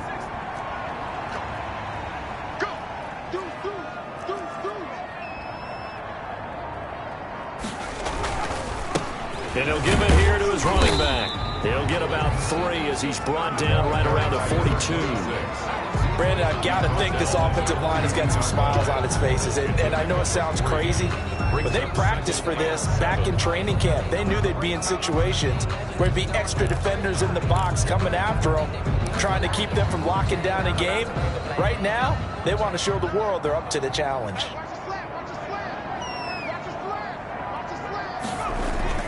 They'll keep it on the ground. Bailey. And very little daylight there. He'll get a couple up to the 44. That's it. That's what you want. Straight ahead positive gain. Just keep that clock ticking. The Seahawks on 3rd down. They haven't been stopped yet. A perfect 7 for 7. This will be 3rd and 5. Sliding out of the pocket. And he finds a man on a crossing route.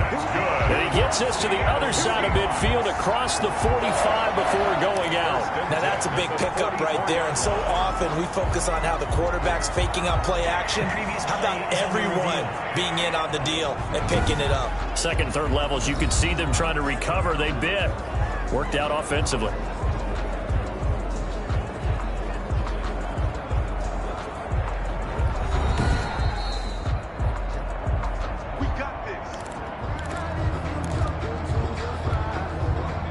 Well, he challenged the play. It did not pay off. And that means he lost a timeout in that challenge. And as a coach, you hate that. Don't know if you took the advice of the player. You threw it yourself, but it didn't go your way. At the end of the day, it all comes back to the head coach. He has the final determination on whether to actually challenge the play or not. In this case, it didn't pay off for him. And that's got to be so heartbreaking. You throw that flag, you probably feel really confident, and then all of a sudden, boom, you lose the challenge. Yeah, when you take a look at it, you're throwing that flag because you believe you're going to be right. And when it comes back the other way, you have to regroup. That one good for 26 and a first down. Press coverage on the outside, and for defenders, that's the ultimate risk-reward. If you take the risk, can you reward yourself by keeping them on the line of scrimmage? But no, not on that one. Got to step on them. Now it's just a matter of laying the ball out there for him to go get it. So the ball down to the 16 here for 1st and 10. And they're going to lose some on this play. Being knocked back to the 18. That one unable to develop, never got going. A loss of a couple, and it's 2nd down. The 49ers 18-yard line.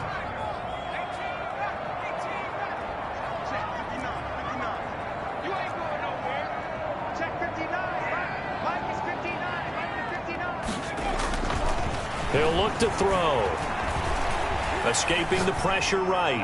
And he is in for the Seattle touchdown. An 18-yard touchdown grab. And the Seahawks add on to their lead.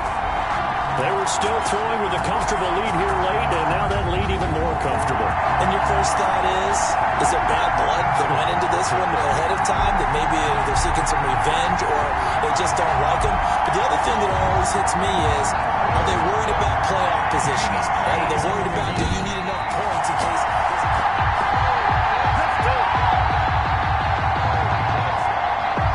After review of the play, the ruling on the field stands.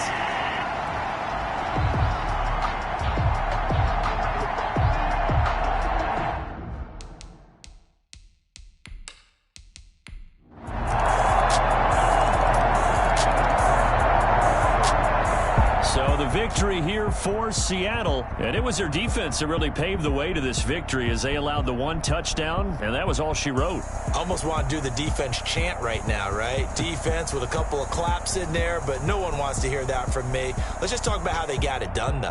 When you take care of every aspect of the game, shut down the run, control the airways, right? Make sure the quarterback is harassed. This type of performance you get. They can't fashion together any offense, no consistency, and they just took control.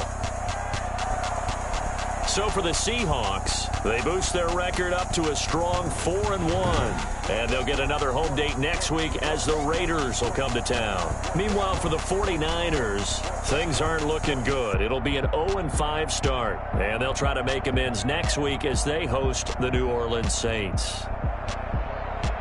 So for our entire crew, alongside Charles Davis, I'm Brandon Gaudin. Thanks for watching, everybody. We'll see you next time.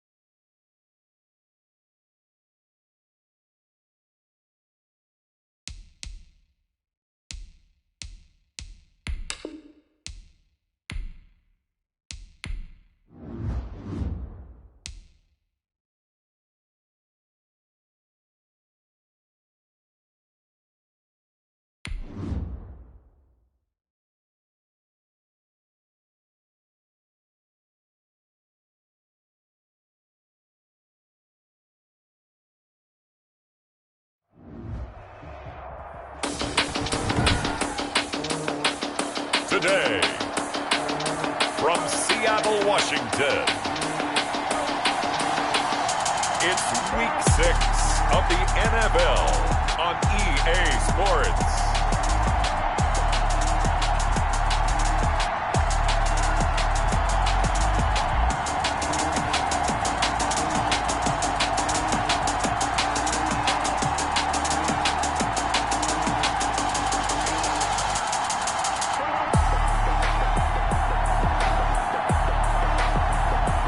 The Seattle Seahawks taking on the Las Vegas Raiders.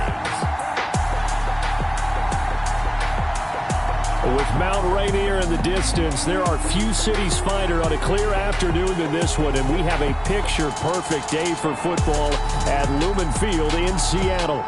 Nothing like the fanfare of introductions to an NFL game, and that was in evidence a moment ago. Fireworks, pyrotechnics, you name it. This crowd is ready as their guys get set to match up between the Las Vegas Raiders and the Seattle Seahawks. Set to go now in Week 6 of the NFL season, and we are underway on EA Sports. This one fielded at the 5. And they'll start this drive just across the 30. Pretty nice work on the return. So out come the Seahawks now for their first possession. And a glance here at their quarterback standing 6'3". And I thought it was a really nice performance last week by him. 3 touchdown passes. I think that signifies exactly what he was getting done. He did have the 1 interception. But that's the ratio you say you're okay with, right? If you go 3-1, you're going to be pretty happy over the course of the season. And let's face it, he'll never blame the receiver publicly. But behind closed doors, he probably told his agent, hey, what's the deal? I should have had a perfect game. They'll come out throwing here on first down. Eluding the pressure right. And he's going to have to eat this one as down he goes. And now following that sack, looks like we've got an injured man down there on the field. Well, he gets attended to. We'll step aside.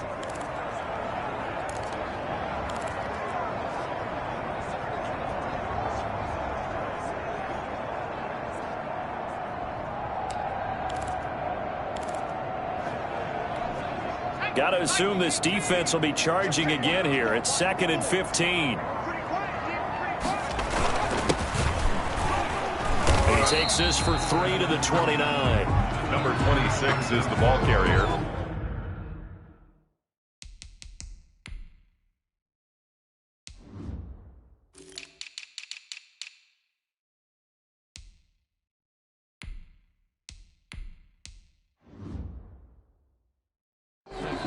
He's tackled at the 29-yard line.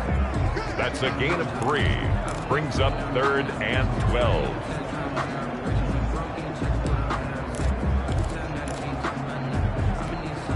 Three and out, a real danger here on their opening drive as they come up on a 3rd and 12.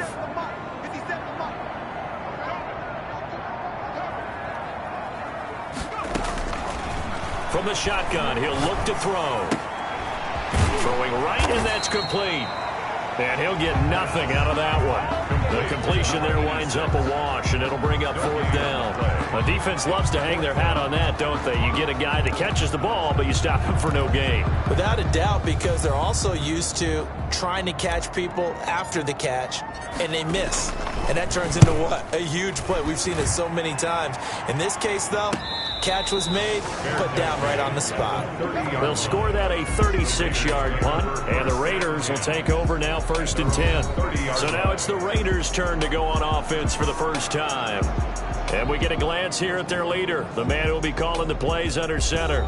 We saw something last week you don't see very often. Team loses, but the quarterback, the trigger man, Offensive Player of the Week in the AFC. That's pretty impressive. You rarely see that. Of course, don't worry, folks. He said the obligatory, I would have traded that for a victory any day of the week. Yeah, no doubt about it, but still, he must have played awfully well to win it when his team lost. They'll try and start this drive in the air. It's a short one here, complete to the tight end. Complete. The numbers for him from a week ago. 7 catches, 104 yards. Having a nice season. Number 8 in the league in receiving yards. And not just making his team happy, but anyone who's picked him in fantasy football. He's going to launch this thing way downfield. A 50-50 ball here, and it's intercepted. Picked off inside the 10. And a big turnover there as his guys will get the football back. First and 10. Before we came up to the booth, last thing he said as we were walking off the field, want to play mistake-free football. Well, that just went out the window there with a pick. And do you remember what you said to me when we were walking up to the booth after he said that? You're like, oh, fatal last words. Every time we hear that, things tend to fall apart a little bit, and that's what we saw there. Didn't get enough on that throw, and it turned into an interception. And they worked this out past the 25. That one good for 20 on the catch and run. For many teams, the evaluation of tight ends has really changed. We used to wonder about how they would block first and foremost. Now we want to know how these guys can run, because we envision them in offenses catch the ball. How much yardage can they gain after that? And that on display there for a good pickup. And he'll get about 3 here as he's out to the 30. Brought down at the 30-yard line. These are his numbers from last week's contest. 25 carries, 99 yards, and a touchdown. And I'm eager to see how they deploy him in this game. Last week, a heavy workload. Do they decide to bring that down a little bit and try and keep him fresh? Or do they say, guess what? He's locked in. Keep handing him the football. He'll run it. Partner, he was going through his progressions. Not there, not there. After about the third one, he decided he better pull it down and run for it. And he slides down and avoids the hit for good measure.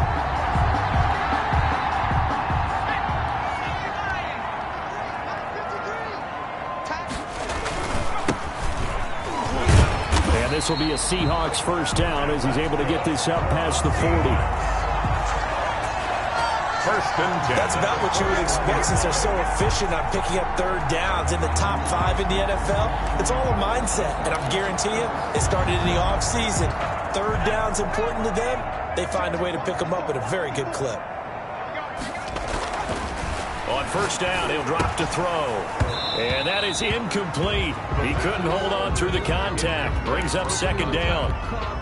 Normally being a big-bodied receiver plays to their advantage downfield. Go up and make the catch, take the hit, and pick up yardage. But in this case, the hit was timed really well and popped it free from his grasp. Oh, he'll want that one back. Incomplete. He doesn't drop too many in that department. Third down.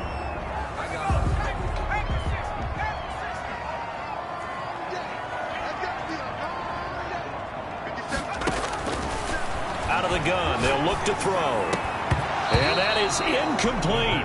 And that's exactly what defenses talk about. You've got to find ways to get off the field when you can, especially on third down. And third down defense going to be vital in this game. Able to knock that one away and force a fourth down. The 3 straight incompletions, they don't care. That hasn't dissuaded them. They're going to go for it on fourth.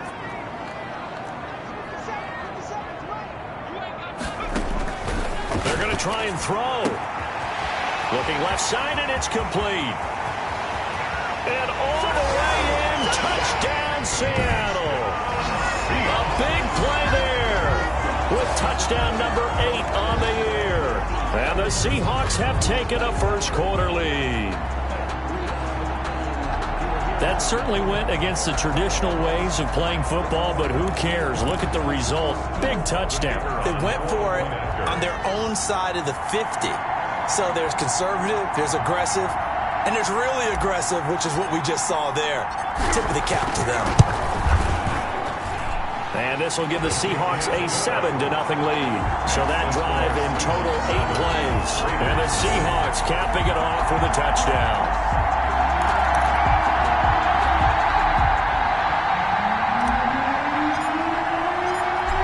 The kickoff unit as they run up and send this one away. And this will make it into the end zone. And this will not be brought out. It's a touchback. At their own 25-yard line. Second drive of the game coming up for this Las Vegas offense. They had the interception last time. It led to the opening touchdown. So now 7-0 the score as they start first and 10.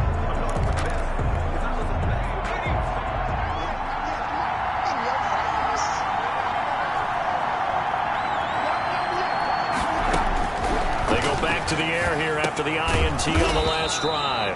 Firing quickly here, and that's complete. Complete to number 80. A 7-yard pickup. They'll operate from the 32-yard line here, 2nd and 3. 32-yard line. And he'll bring it up here to right at the 40-yard line. That one, a first down pickup of 8. Now, look, that wasn't a huge gain, but those are the types of carries I think they were missing in their loss last week. They couldn't get him going on the ground. Did you get the same feeling I did during our meetings, that they kind of regretted that he didn't touch the ball? Absolutely. You know, hey, he should have touched it more last week. They weren't going to make that same mistake, and they've taken care of that early. Now left side, a completion to his tight end. And he'll go out of bounds. It appears right at the 45. Out of bounds. That's a staple of this offense. Drag route to the tight end. Yeah, he's unable to use his size to break off much more yardage after the catch, but still an effective gain nonetheless. 2nd and 5 after the 5-yard completion on first down. Now they'll run it on the toss. And they're well past midfield, just a yard or two shy of the 40. Give them 14 on that one and a first down.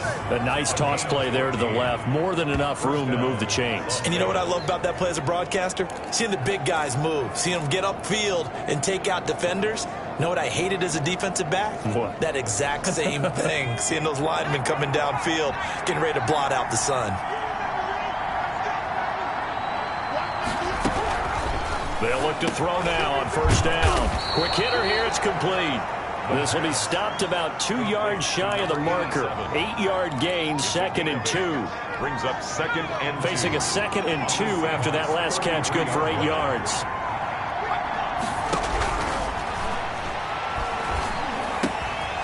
Here's a throw that's taken in out of the backfield. And that'll wind up moving the chains again as the tackle's going to be made at the Seahawks' 13-yard line. Well, that's now 4 completions in a row. A good bounce back following the interception last drive. Certainly not letting it affect him, that's for sure. And we all know interceptions are going to happen. So the big trick, don't let it affect you going forward. Most of the good quarterbacks, they just tell the ball boy, get that one out of the rotation, give me a fresh ball, and let's go. He's got his offense moving again. A minimal gain as we tick down inside of a minute remaining in the opening quarter. The last run good for 2. Here's 2nd and 8. The quick slant caught.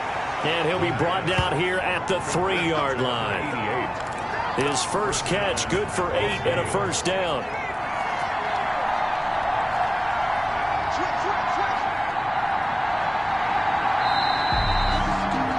After one, 7-0 on EA Sports. For Seahawks 7, Raiders 0.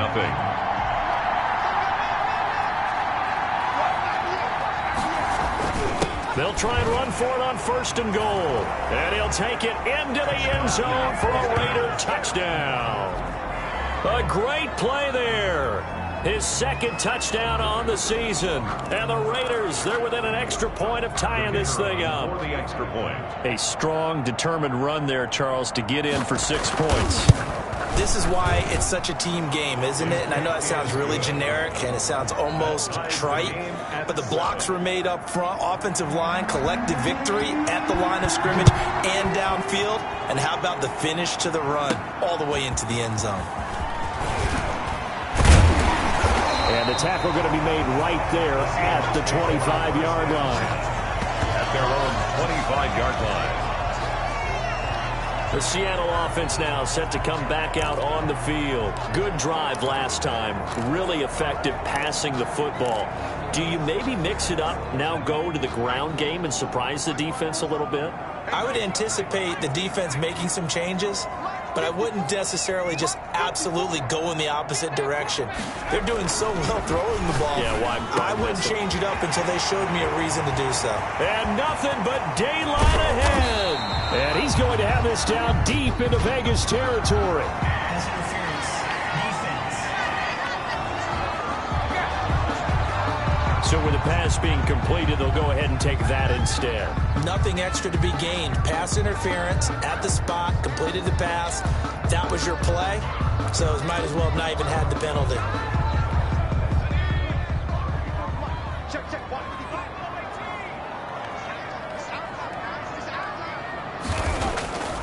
Back to throw here. And that'll be knocked away. It's incomplete.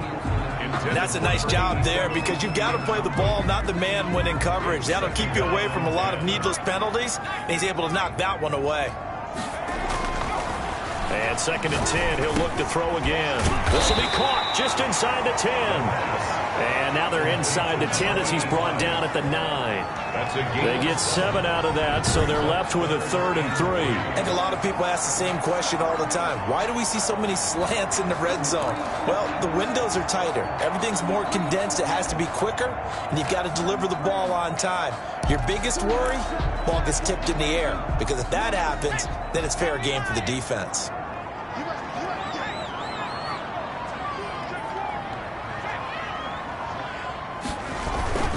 On 3rd down, it's Bailey. And he won't have the touchdown, but he will have the 1st down as he's tackled at the 2. 7 yards on the pickup there, and now they've got it 1st and goal. Well, think of it like you would a typical boxing match. The person is on his heels and absorbing blows is having a tough time. And that's what's happening to the defense right now because the offense is on his toes and punching. And there's another 1st down run right there.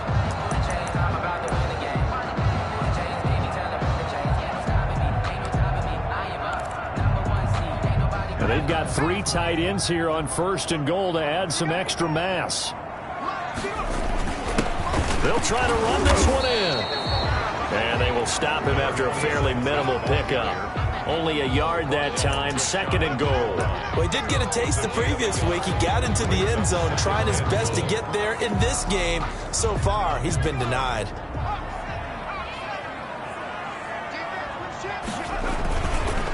They'll try to run this one in. And he is in for the Seattle touchdown. A great effort there. His 1st touchdown on the year. And the Seahawks have taken the lead. A solid blocking up front from the guys on the offensive line allowed him to get in for the touchdown. Yeah, some might say that the guys on the offensive line were in concert. I used to have a coach who called it marrying up.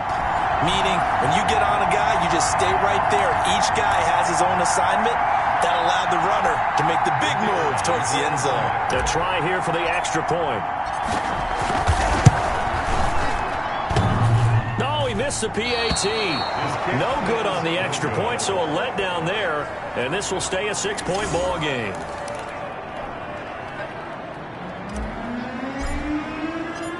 Now he's back out there to boom this one away, maybe with some frustration after the PAT miss. Fielded a couple yards into the end zone. And ultimately, he stopped right where he would have been if he had simply gone down to a knee at the 25. Getting set to go again as we look at the back, heading onto the field again. He's been good. They've utilized him well, but they're losing here in the 2nd quarter. What might they change offensively?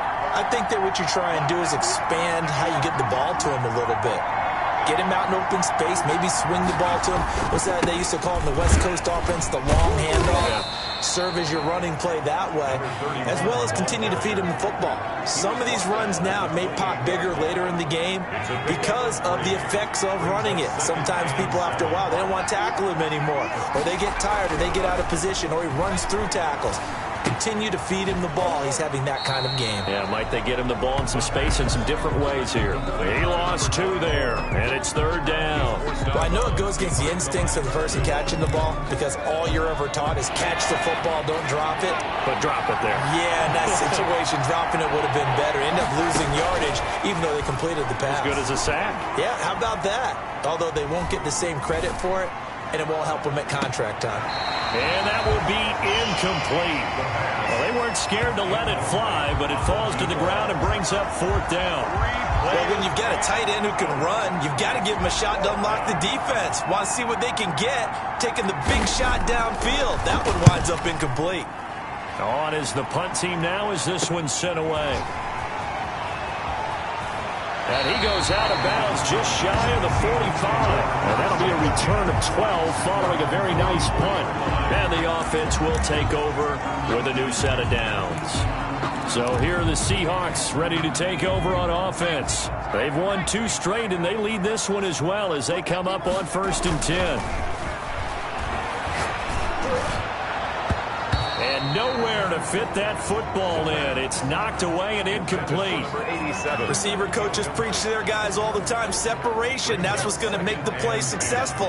That time there was very little, and I think they were actually fortunate that it was only knocked away and not intercepted. And he'll take it down shy of the 45 at the 46. 9 yards, and that leaves him just short, so it'll be third and less than a yard. The Seahawks on third down. They've hit 2 for 4 thus far. They're looking at third in the nose of the football. He'll buy some time right. Going to throw right side here, complete. And he is going to have a Seahawks first down, at least at first glance, as he'll spot the football just beyond the marker. They find a way to convert on 3rd and inches. Sometimes it's designed, and sometimes you just have to know when to leave the pocket and move and make something happen. And on that play, he was able to get on the run and was still accurate throwing the football. Throwing on first down, but this one winds up to be incomplete. From the snap, he certainly looked like he knew where he wanted.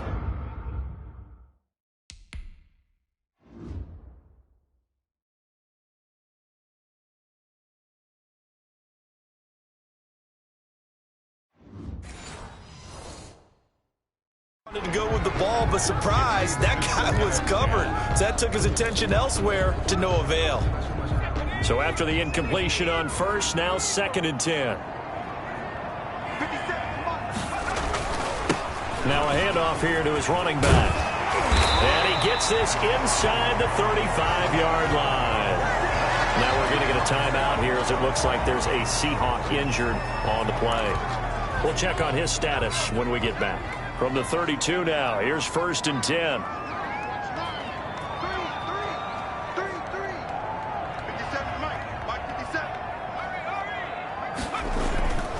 He'll look to throw. Going right side here, and that's complete. And he's got this down almost to the 20 before he's dropped. Back-to-back nice plays, 12 yards that time, and a first down. Good strong throw and catch right there. And so far in this game, the alleys have been open for them to get completions, and they're taking advantage of it.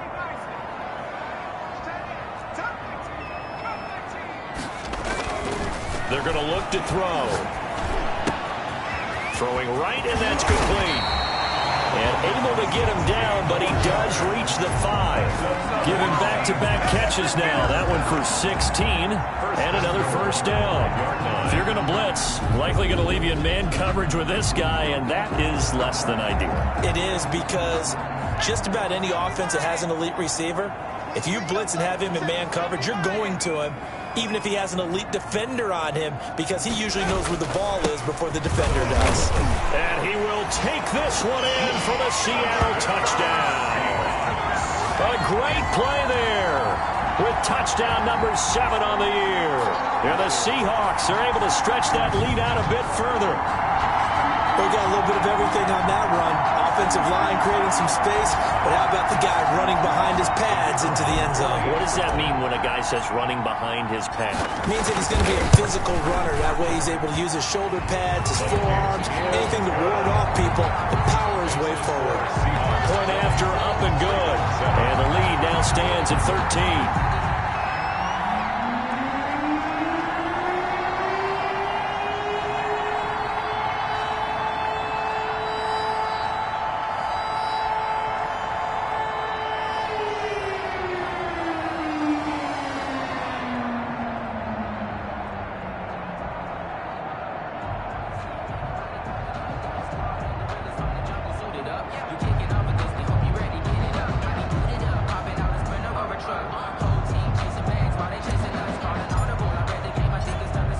Now to kick this one away, and off it goes.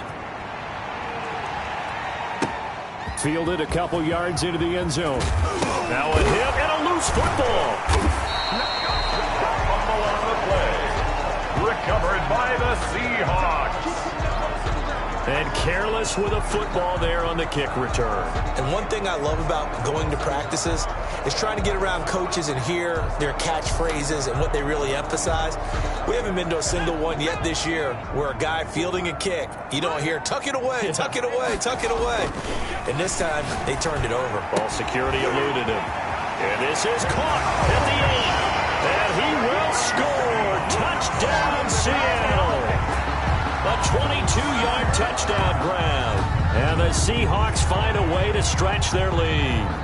If you didn't know it, it won't surprise you to find out that this team leads the league in scoring. They've been a quick strike team all season long. There's another example. They did it again. This offensive coordinator, right now you can write his ticket towards being a head coach. He's advanced in the ways of offense. Point after here coming up.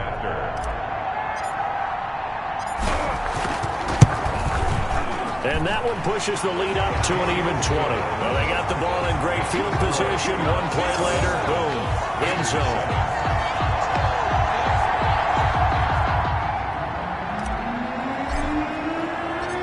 The kickoff unit is out on the field, and they will send this one away.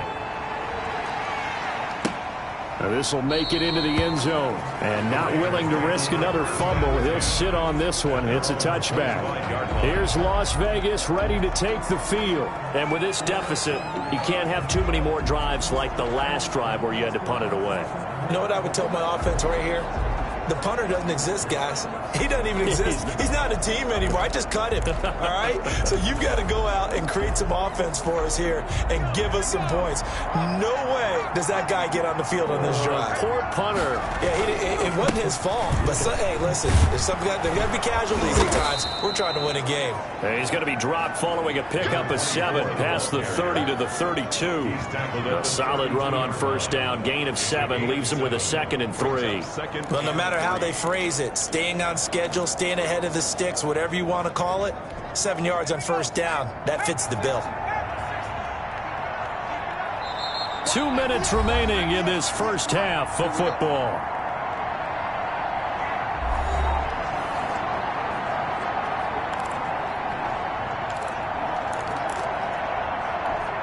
They'll operate from the 32-yard line here, 2nd and 3.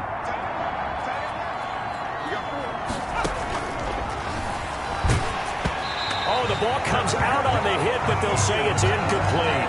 Certainly appeared to take away his first read, and by the time he tried to look elsewhere and find an open target, the coverage was too good.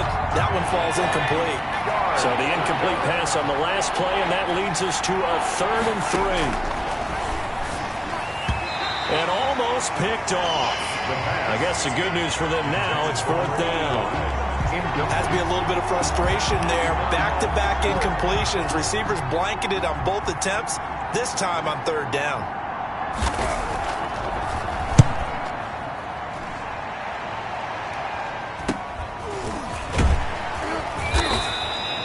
It's a 40-yard punt, 4 yards on the return. And out will come the offense as they take over.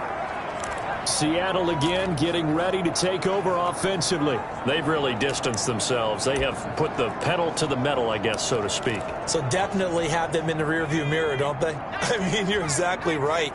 Being able to string together these drives that end up in points, it's almost like a run in basketball to create that distance, and they're on a really big-time one right now. It becomes contagious, doesn't it? It absolutely does, because oftentimes it translates to your defense as well, because they're excited about getting the ball back for their offense that's playing so well. Well, they are clicking right now. So in the second quarter, he's already up over 100 yards receiving now. And isn't 100 the magic number for a really good game for a receiver? So he got a chance to really shatter that and have a profound effect on this game. Throwing left side, it's complete. For a Seattle 25 yards that time. On any given pass play, you never know exactly where your exit points are going to be. On this play, it was flushed to his left, still on the run, able to accurately throw the football for a nice first down. He's got his tight end on the corner route. It's complete. And they're going to be set up down around the 15-yard line. 2 chunk plays in a row. The last one was over 20 yards, and so is this one. Line of scrimmage, the 15. It's 1st and 10. And now with that completion, he's north of 200 yards here in the first half. And he's going to break our statistician, Marvin, isn't he? Because Marvin right now is just tallying it up. Hope his hand doesn't hurt too much doing this or keeps hitting the calculator. But my goodness, what a start he is off to.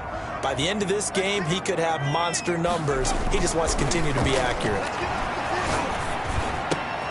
This will be caught just inside the 10. And he is in for the Seattle touchdown.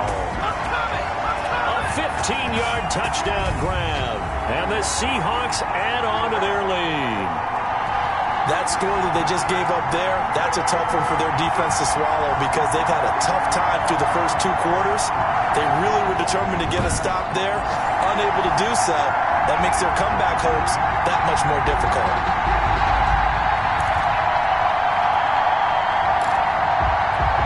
Extra point attempt to come here.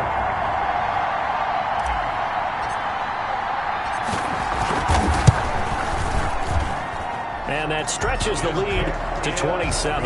The drive summary that time, 5 plays. And it all culminates with a Seattle score. So not much time to speak of remaining in this first half as the kick's away. And this carries into the end zone. And not willing to risk another fumble, he'll sit on this one. It's a touchback. Now out comes their leader and the captain of this offense back onto the field. In second quarter, they're down big already. He's struggling as well. They've got to find something here. He's got to find something on this drive. And sometimes you take on all that extra pressure on yourself, and maybe you have to disperse it a little bit. Lean on some other people, lean on your teammates, find someone who can take the pressure off and get the ball in their hands for a while. You want the third quarter already? No problem. Let's do it.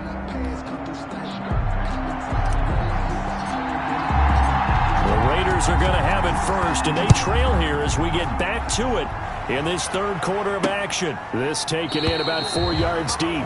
And not willing to risk another fumble, he'll sit on this one. It's a touchback. Out comes the Raiders offense. They'll go on offense first to start quarter number 3.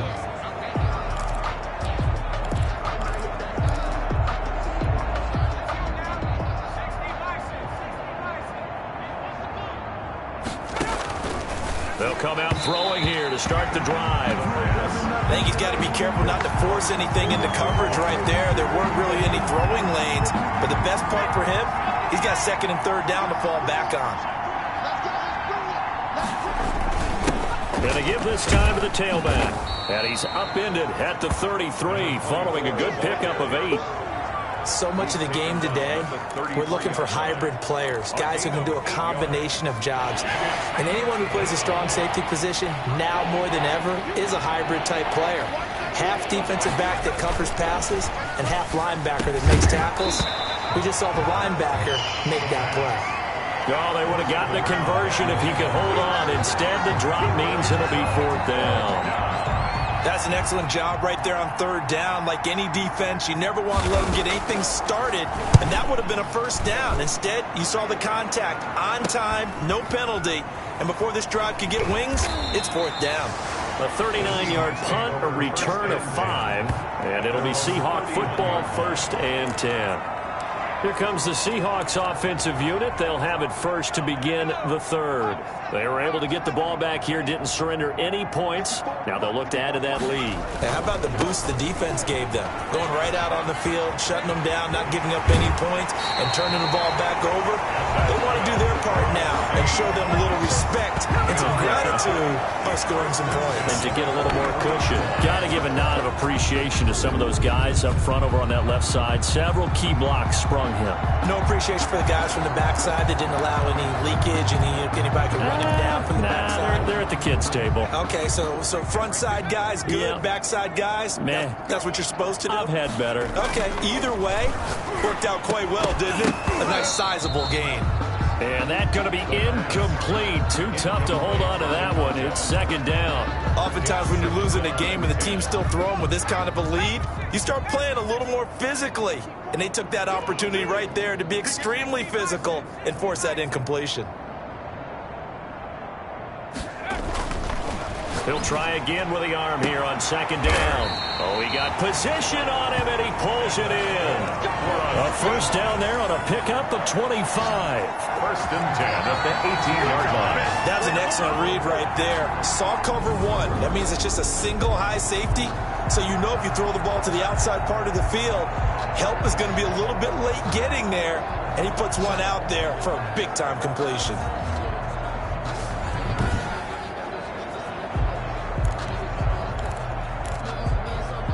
So 1st and 10, and if they score on this drive, might have to start digging in our second half blowout material. And he'll give it here to his running back. And they'll get him down right around the 16. This is the ball carrier. Give him a couple on the carry there, 2nd and 8. When we talk about defenders, specifically linebackers, keeping their eyes in the right spot. He had that eye down the entire time. And you know that's not easily done because they throw a lot of misdirection at you. They try and fool you and get your eyes in the wrong place. But you're right about that one. He correctly figured that one out and made a really nice play. That was an interesting look there because as soon as he got outside the pocket, I thought he was going to take off and run for yardage. But what often happens now with these quarterbacks who can move, defenses want to try and keep bodies in front of them. And I think that discouraged him from taking off and made him try a pass downfield that fell incomplete.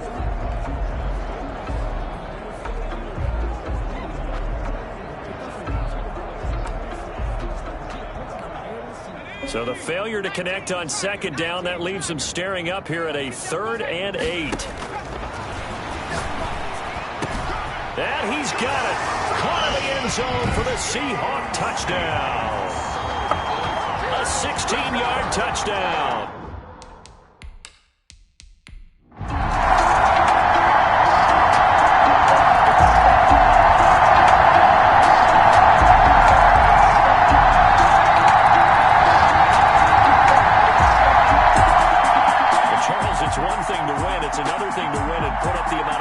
That they did. Boy, were they clicking on offense.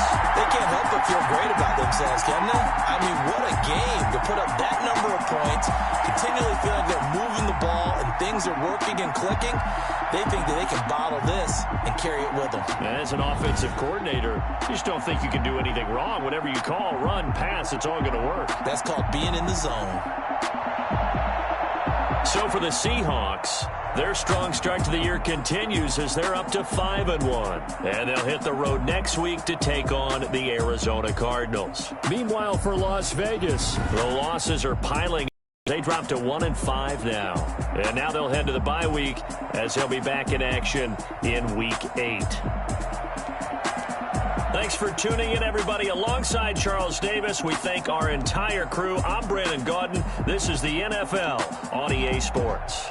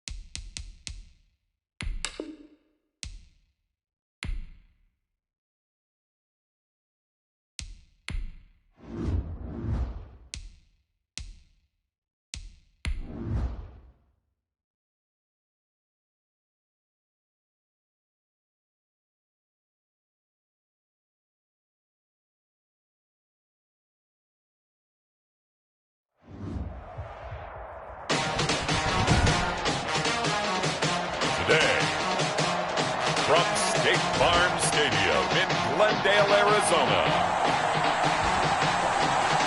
It's Week 7 of the NFL on EA Sports.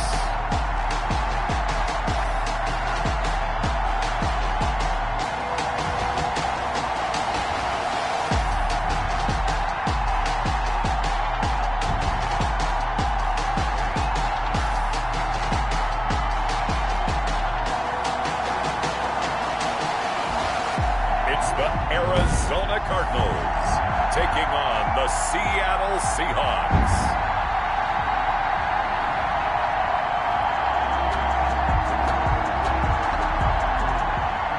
Getting toward the halfway point of the NFL season, Week 7 is underway on EA Sports.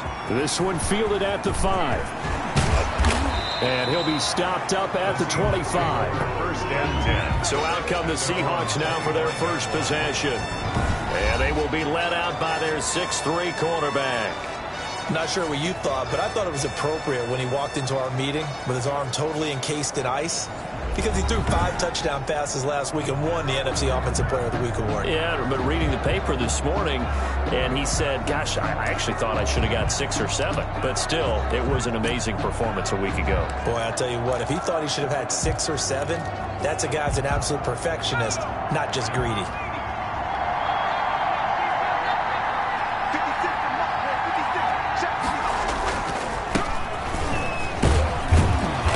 This will be a gain of 5 as he gets it to the 30. By number 26.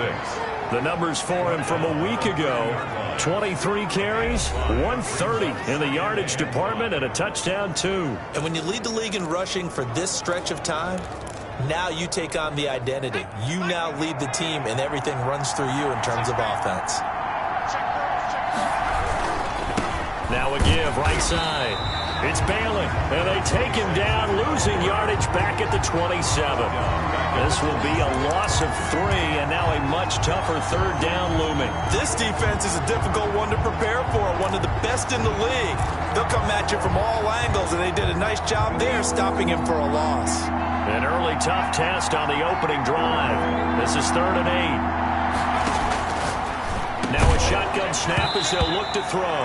And that is incomplete. Oh, he had a defender right there with him to force that to the ground. And 4th down now coming up. Brandon, we saw these defenders fly into the football in their win last week, and nothing has changed. They're still moving around quickly and forcing incompletions.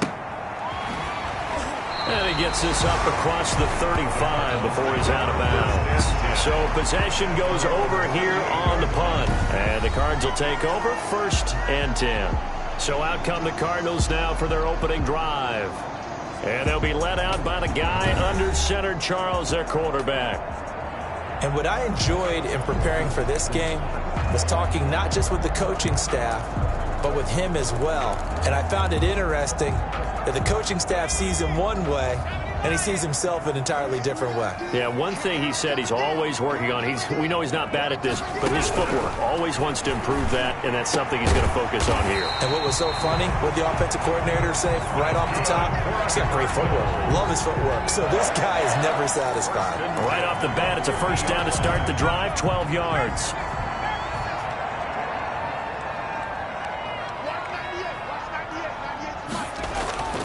From the midfield stripe, they'll look to throw. And this will be incomplete. Physical play on the football there, and it's 2nd down. I think that's how this defense is going to need to play these tight ends. Again, get right up on them and stay physical.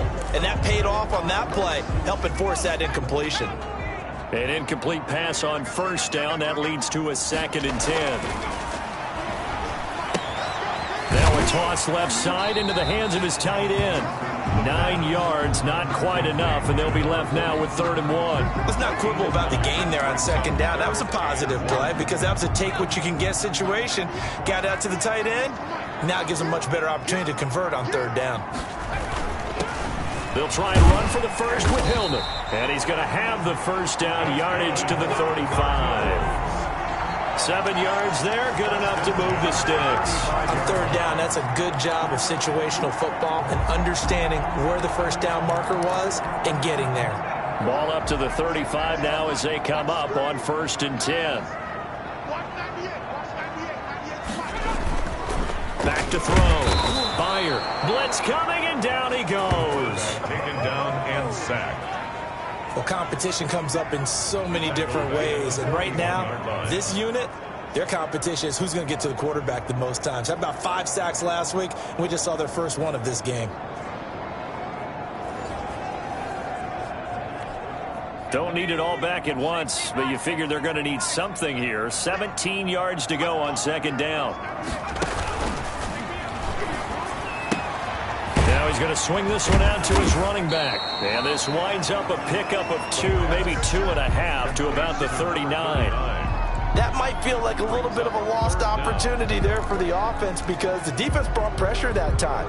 And sometimes against that, you can get out to your running back, and it can turn into a big gain downfield. But what a nice job they did getting to him quickly and holding him to a short gain. On the draw, they'll give to Hilton. And he'll be brought down, losing yardage back at the 40. That'll make it 4th down after a loss of 1. When a draw works, it can be a thing of beauty. But when it doesn't, oh, it can be ugly. And in this case, loss of yardage ugly.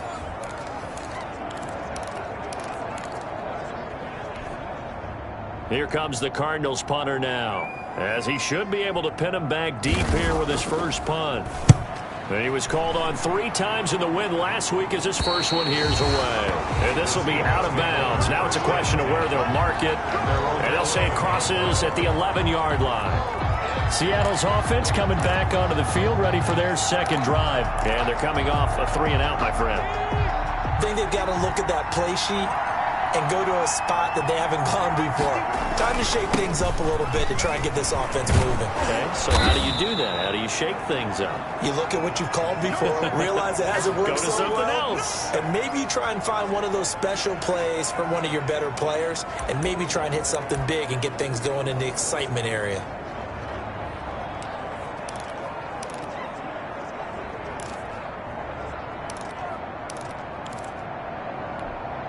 Eight yards the tally on that first down run. Here's 2nd and 2.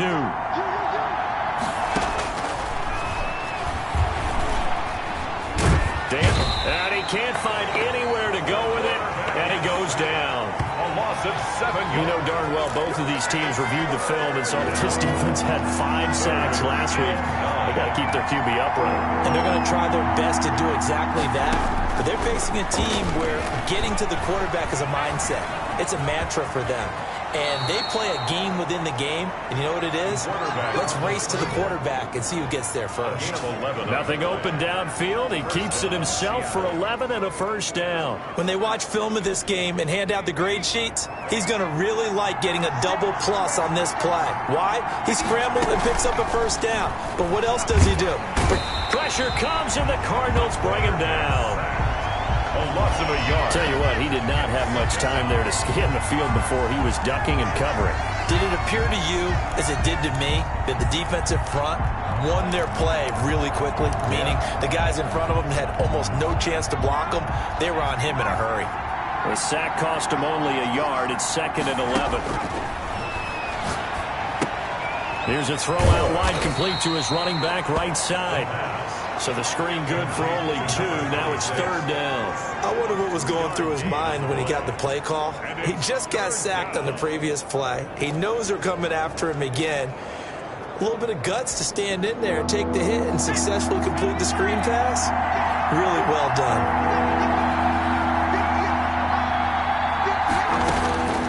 On 3rd down, he'll drop to throw.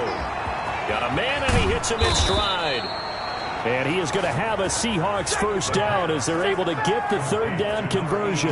That'll pick up the first down for Seattle on a gain of 18. First down. You don't always expect tight ends to be big in terms of run after the catch, but after that play, he joins a growing band of players that's putting that stereotype right on its ear. And he'll get it across midfield and down into Cardinal territory. 26. Give him 9 on the carry that time, and they're set up with a 2nd and 1. This running game's so important for them, and they know that. It helped lead him to a victory last week when he was over 100 yards. Let's face it, it's their identity, and that's what they want to play to. They want to be that team that runs the ball really well each and every week, and right now we're seeing a pretty good pattern of that happening. That's twice now already in this first quarter that he's been able to knock the ball away. They're going to need that from him and plenty more if they want to slow down this passing game. Thus far, though, he's been a ball magnet. And he's got his man in stride, complete. And he is going to have a Seahawks first down as they're able to convert by plenty there on 3rd and 1. Second catch for him today, and it'll wind up a first down.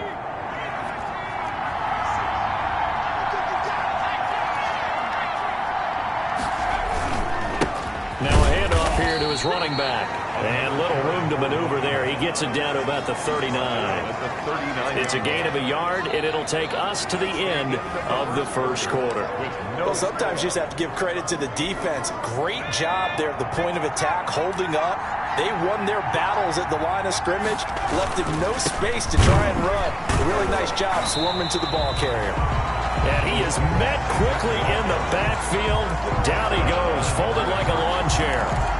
The running lanes have definitely not been there for him here in the first half, and I don't think it's all been his fault.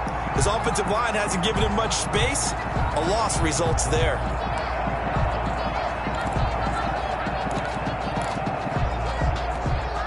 The Seahawks on 3rd down. They've been good, 3 for 4 thus far. This is 3rd and 10.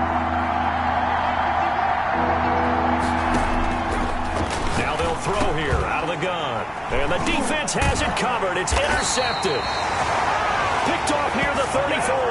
And his guys are going to take over at the 39-yard line. How about the big boys snagging one? You don't see that every week. No, you don't, but a lot of them are just reliving their old dreams, going back to when they were in youth football and in high school. They didn't always play defensive line. Some of them actually handled the football, and you can see the flashback when he grabbed that one. Good starting field position for them here as they come up 1st and 10 at the 39-yard line. Give them 3 on 1st down. It'll set up a 2nd and 7. Well, from an offensive perspective, that was a tough run because he only picked up 3 yards. Well, let's flip it over to the defensive side. They now have the advantage. 3 3-yard gains. That means they're punting the ball likely on 4th down. That's what you're looking for. And he can't find a receiver, and he's brought down. The quarterback sack. Well, the pass rush has been a real strength of late. They know how to get after the quarterback. Absolutely. 4 sacks last week. That's their first one here. Anything in particular you've seen from them or on film? I think that they're winning athletically up front, winning those one-on-one battles, but also when the offensive line wants to keep everyone in and mass protect, they know how to scheme their way back to the quarterback as well. The passing game not in sync here early, and now it's 4th down. That looks like it's going to be 2 empty possessions now to start this football game. I think they're going to have to sit down and talk about what worked for them last week in their win. Sometimes you over-game plan, overthink things, get back to what works. It'll be a 41-yard punt. Give them 5 on the return. At their own 23-yard. Seattle now ready to march out of the field. And in enemy territory last time through the interception. We'll see what they do on this drive. Can't wait to see how it alters what they decide to do in play calling. Do they continue to throw the ball? Do they want to lean more on the running game? It'll be an interesting sequence of plays that they've got coming up. Does it often affect the play calling with the interception? How much does that change what you do? I think it does depending on why the interception was thrown. Sometimes it's just a matter of the defense made a great play, so you continue to come back. But if it's on you, if the offense just doesn't have the confidence, if they're a little bit shaky, maybe try and take the pressure off and run the ball a little bit. 2nd and 11. And seeing nowhere to throw, he chucks this one away from harm. Incomplete. Now it's 3rd down. I tell you, Brandon, this defense is playing with some confidence. Haven't allowed a point yet. Flying to the football. I'm telling you, there's almost 11 to the ball on every snap. Another nice job there to force an incompletion. The Seahawks on 3rd down. They've converted 3 out of 5 thus far. This is 3rd and 11. And this time he's got the hook up. It's complete. And he is going to have a Seahawks first down as they're able to get the 3rd down conversion. It's a gain of 12, first down Seahawks. Now that was pretty. They executed that curl route versus zone coverage, and that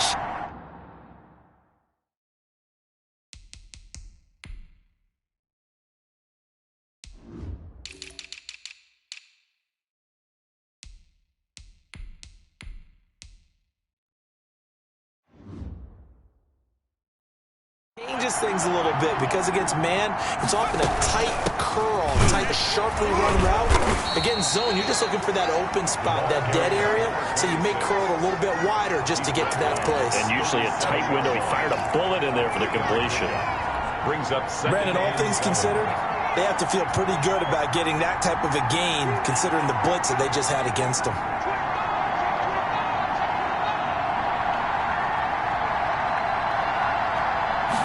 Here's a 2nd and 7. Now they set up the screen. That's complete.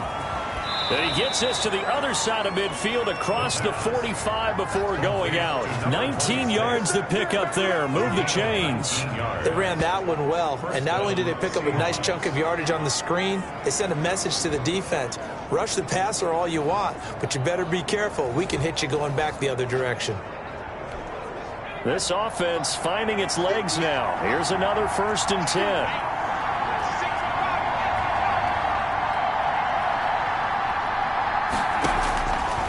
Now back to throw. And that is incomplete. He couldn't hold on through the contact. Brings up 2nd down. So much about defending the pass is being able to be right there at the moment the ball gets to the receiver. And he was right in his hip pocket, helping force that incompletion.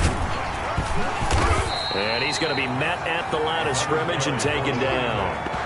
Calling no gain on the run there, and now they'll be looking at a 3rd down.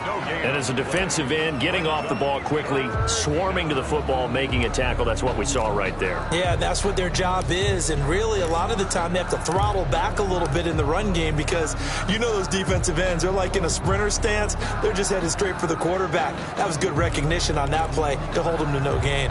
The Seahawks on 3rd down. They've converted 4 times out of 6. Not bad. This is 3rd and 10.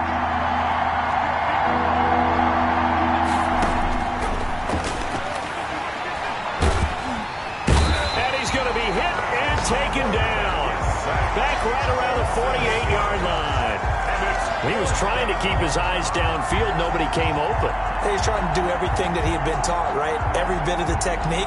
But if no one's open, there is no technique except make sure you hold on to the ball as you go to the ground when you're getting sacked.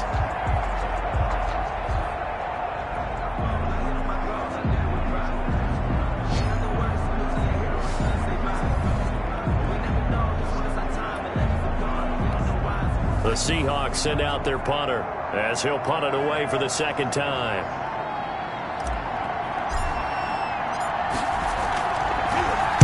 Oh, it's a wobbler here.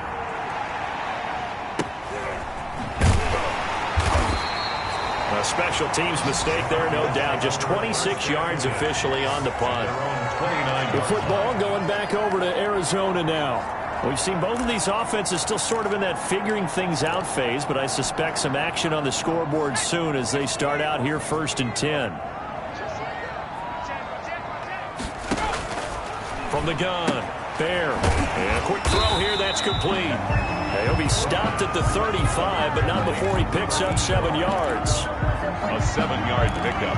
Brings up 2nd and 3. Able to get 7 on that 1st down pass play. 2nd and 3.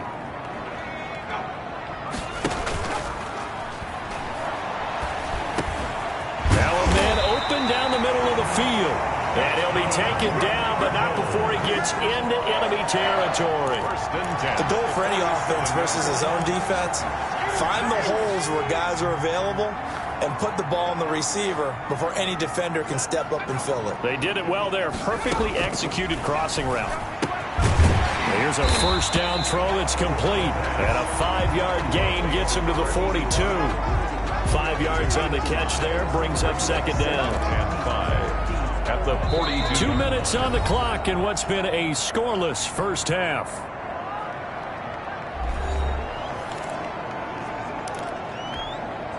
Coming up at halftime, I'll go from one personality, that's you, Charles Davis, to another one in Orlando, the coach.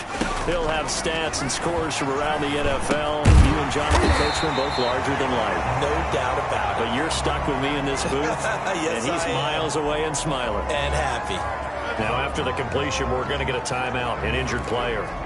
While the trainers take a look, we'll step aside. Ball up to the 35 now as they come up on 1st and 10. Operating from the gun. Meyer got his man complete over the middle. That's Delgado. Complete. Let's just break this down and make it pretty simple. Key to the drag route, letting the play develop, finding the hole in the defense, and giving your athlete, yes, athlete, a chance to make...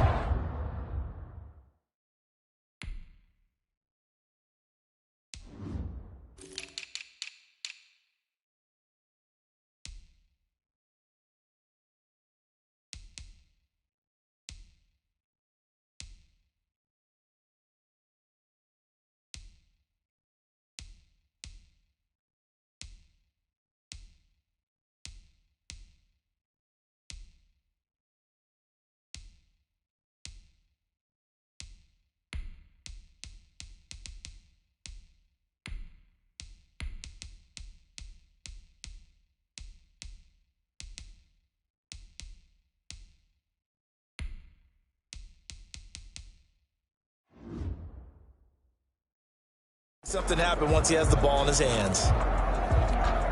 And the ball on the 30. Here's 2nd and 4. From the gun, Bear looking left side, and he's got a man. That's Delgado. And that'll wind up moving the chains again as the tackle's going to be made at the Seahawks' 15-yard line. 15 yards on the play, first down. And that was good protection there. No, that was great protection there because it allowed him to lock in on his receiver, although I think he was looking for his tight end on the corner route all the way. Nice connection there for a really nice game. This team is not going to make it easy for you. They're a physical group, and we just saw it there on that play. It came in, made the contact, just as he's trying to haul it in.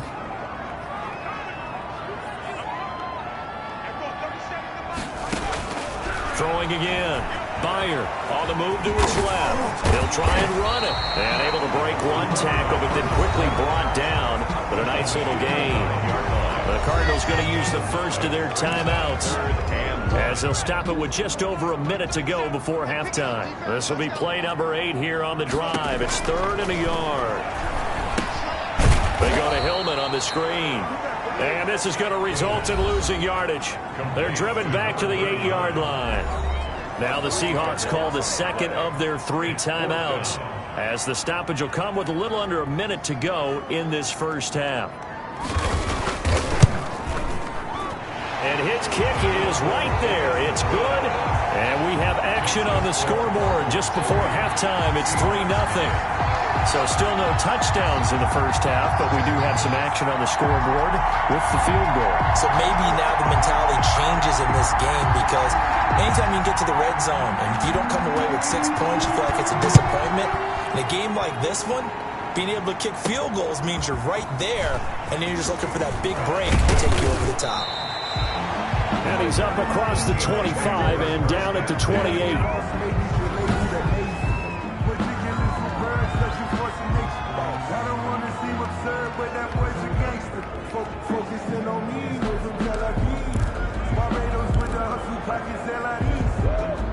Coming to the line here to begin their next drive, the Seahawks offense. And you have to figure they won't just sit on the football here in the final minute. The way things have gone, they need to try to make something happen offensively. But maybe they should.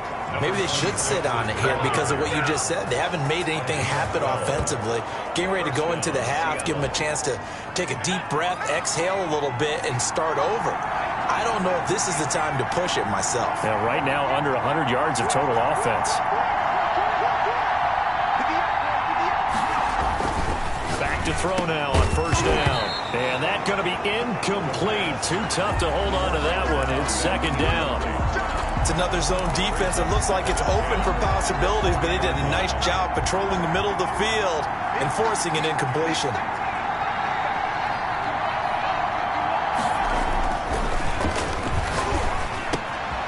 And he comes back with one complete.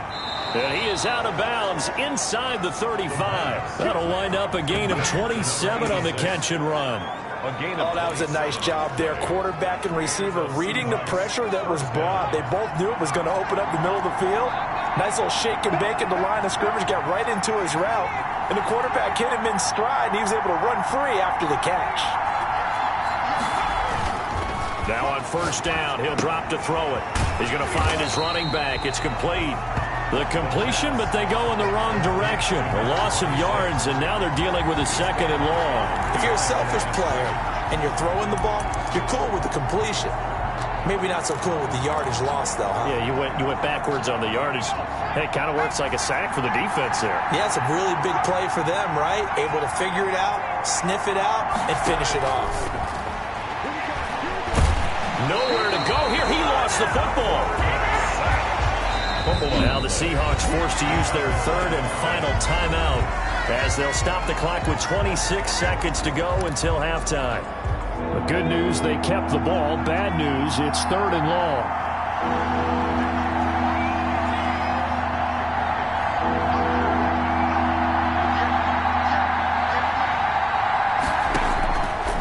From the shotgun, he'll look to throw. He'll let this go for the end zone. And he bats it away, and it falls down incomplete. One thing that offensive guys stress when they throw the deep ball, you're just counting on your receiver to find it, adjust before the defensive back can get his head around. In this case, though, the DB matched it move for move and knocked it away.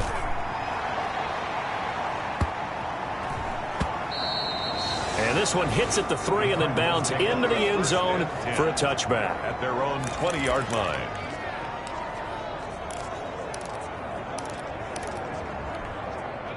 Arizona's offense at the line, ready to get their drive started. And with time quickly fading here in the 2nd quarter, not sure how aggressively, offensively they want to play this. I think we'll find out just how much they trust their guys in this situation if they decide to take a shot. A gain of 4. It's now 2nd and 6. They'll come up 2nd and 6 now from the 24. So we've reached halftime. The second half upon us sooner than we bargained for. Week 7, 2nd half. Let's do it. These offenses seemingly still back at the hotel for the first half. 3-0 our score as the second half gets underway. And they'll get him down right around the 25, actually the 26 officially, so a net gain of 1 there. So here are the Cardinals to take over. Remember, they're riding that 5-game winning streak, and right now in the driver's seat in this ball game as well.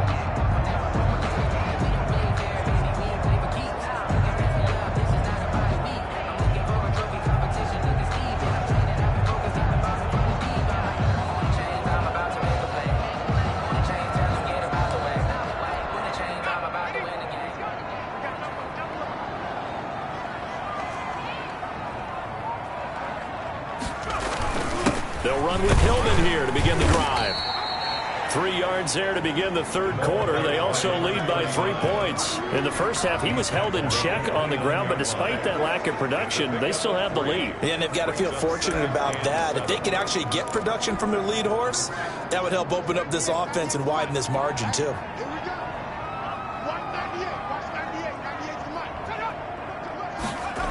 Now they'll try the jet sweep here. And he'll lose yardage here, going down back at the 28. Now they're staring at a 3rd and 8. That last play backwards a yard. As a wideout, when you take that handoff and you're coming around the edge, you're expecting to see nothing but empty space in front of you. But if not... Well, things can go south in a hurry, and that's exactly what we saw on that play with a loss. Got a man, and he hits him in stride. Well, this is going to depend on the spot, but it's not a very generous one. He looks to be about a yard or so short. A short gain that doesn't get him the first down brings up a 4th down situation. Really nice job defensively. They knew where the sticks were. They got the stop before it. And the punt team on now as this one's sent away. That'll go as a 42-yard punt, but a net of 32. They had a 10-yard return. And possession will switch hands, 1st and 10. Now we'll see what this Seahawks offense has in store with their first possession of the second half. And with the way this offense has played thus far, to be frank, they got to feel pretty grateful to be in the ball game. I would agree with you totally because they've done all of nothing offensively in this game. Yet they still find themselves in a position on this drive where a touchdown can give them the lead. They need to take advantage of it. And they're still looking for that first touchdown here in the 3rd quarter. All they have so far, the field goal.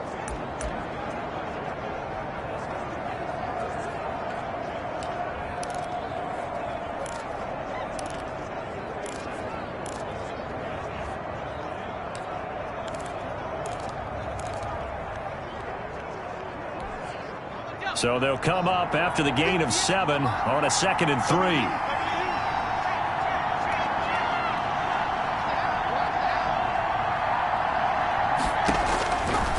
They'll set up a throw. Now they go screen. It's complete. And he'll get up near the 45. They'll spot it at the 44. 7 yards there and a first down. For a second there, I thought that might break big. Screen pass. Looked like it was coming together. Looked like there was an opening. Still, ended up with a solid gain.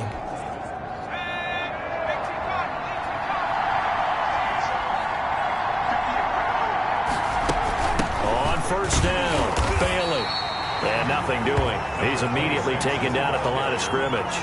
Taken down. No gain on the play there. 2nd down. No gain on the play. And he got off the end there very quickly to make that play. Yeah, it was almost like the bullet train, wasn't it? I mean, just zoom.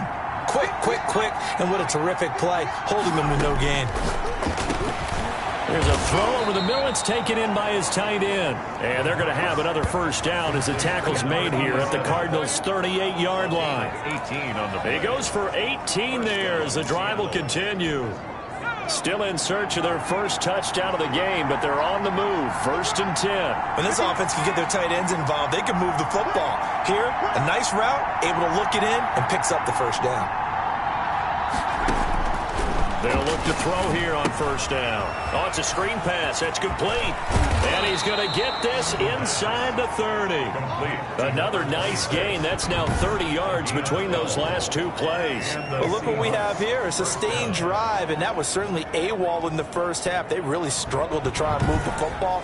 But right now, they certainly seem to have the formula working. Let's see if they can keep it up.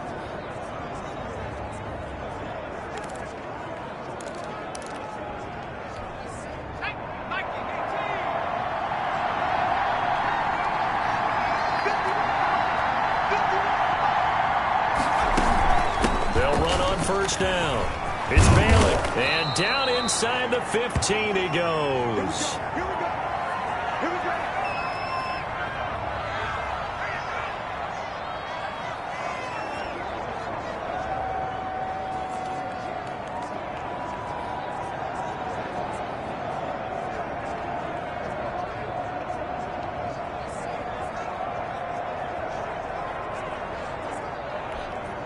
Took till the second half, but finally a red zone opportunity here. It's 1st and 10 at the 14. And this play goes nowhere. Losing yardage back to the 15. Officially, it's a 1-yard loss. That's going to bring up 2nd and 11. Well, we saw a lot of negative plays that resulted in plenty of lost yardage in the first half. And that trend is continuing here. Maybe just a slight detour on what's been a strong drive. Here's 2nd and 11. 56. Looking to throw. And that is incomplete. A lot of force bearing down on him there. He could not hang on. It's 3rd down. That was a touchdown if he could have hung on. Instead, it was a well-timed collision to jar that one free.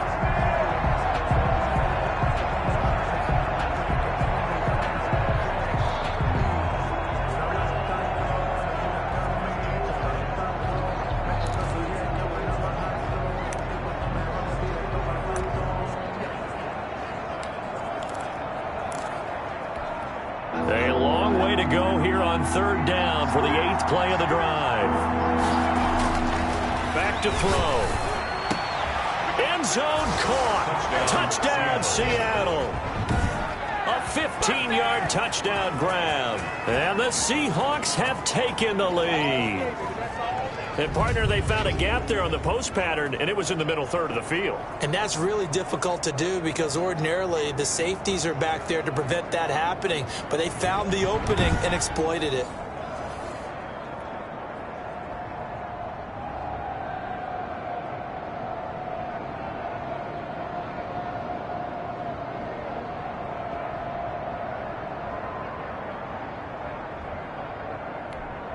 Now for the point after.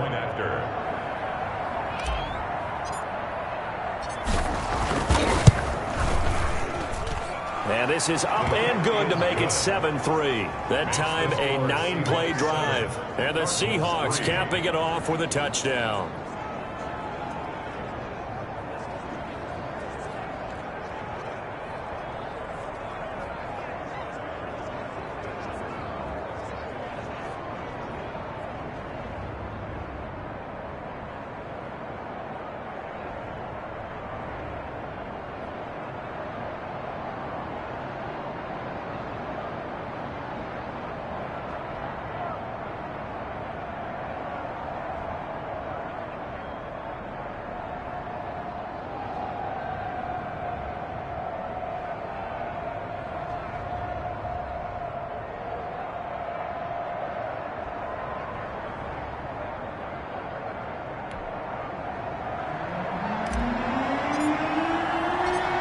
kickoff team on the field now as they will send this one away.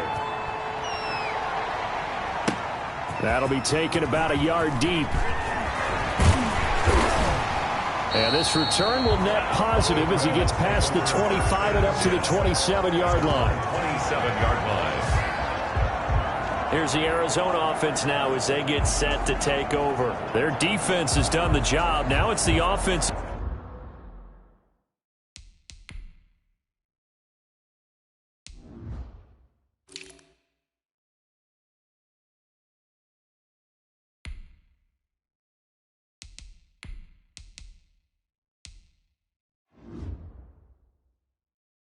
Turn as they've got it 1st and 10.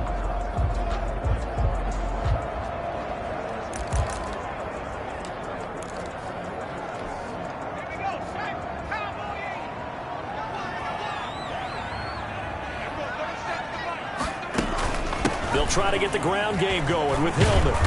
He's tackled a yard short of the marker. Good gain of 9 on 1st down.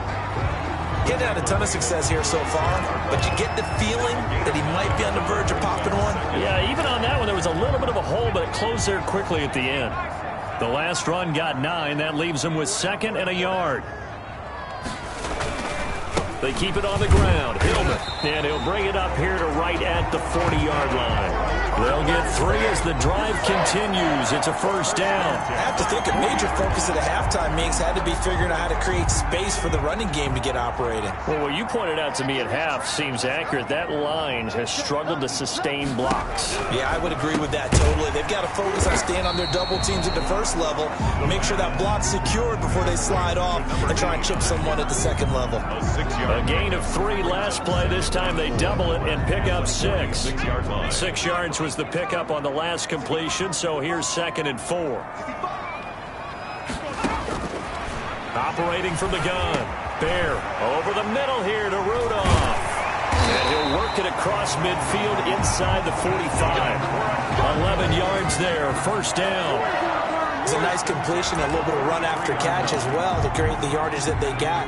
But it is so tough to cover that route, the drag route, because they run it at varying speeds. Because the key is to create hesitancy on the defender's part. Always so empathetic for those DBs, aren't you? And this time they were ready for him as they'll stop him right at the line of scrimmage. 2 yards the loss, 2nd and 12. I like the strategy. Extra tight ends, extra beef. They want to run the football, but that means they probably want to run it inside. If you get strung out on the perimeter, you're in peril. Yeah, we saw the result, negative yardage.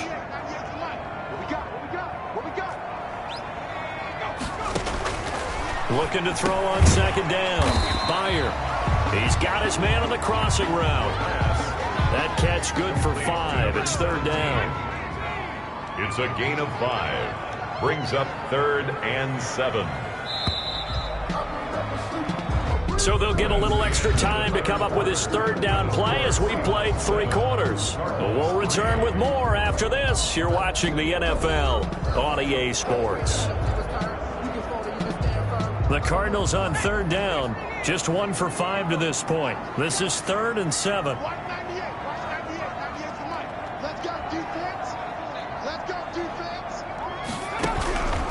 From the gun, Bear. And he's got his man out of the backfield. That's complete. And they're going to mark him down short, maybe by about a yard, if that. One thing I think that's safe to say defensively, the tackling's been really good. And because of that, it's been very, very hard for them to move the ball because you're not getting the benefits of run after catch. They tackle them almost on the spot. That means you have to run extra plays, harder to move it. Meeting the tough yards, they run it with their fullback. And he gets it to the 32, good enough for a 1st down. They only got a couple, but a couple's all that they needed as they convert on 4th. From the 32 now, here's 1st and 10.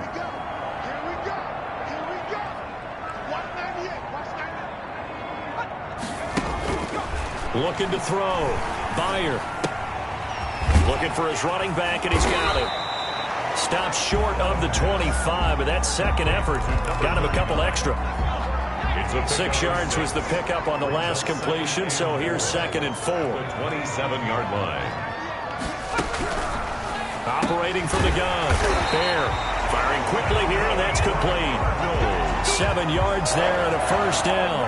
This has to go down as one of the simpler routes in the playbook, but oh so effective. Nice completion there. Keeps the sticks moving.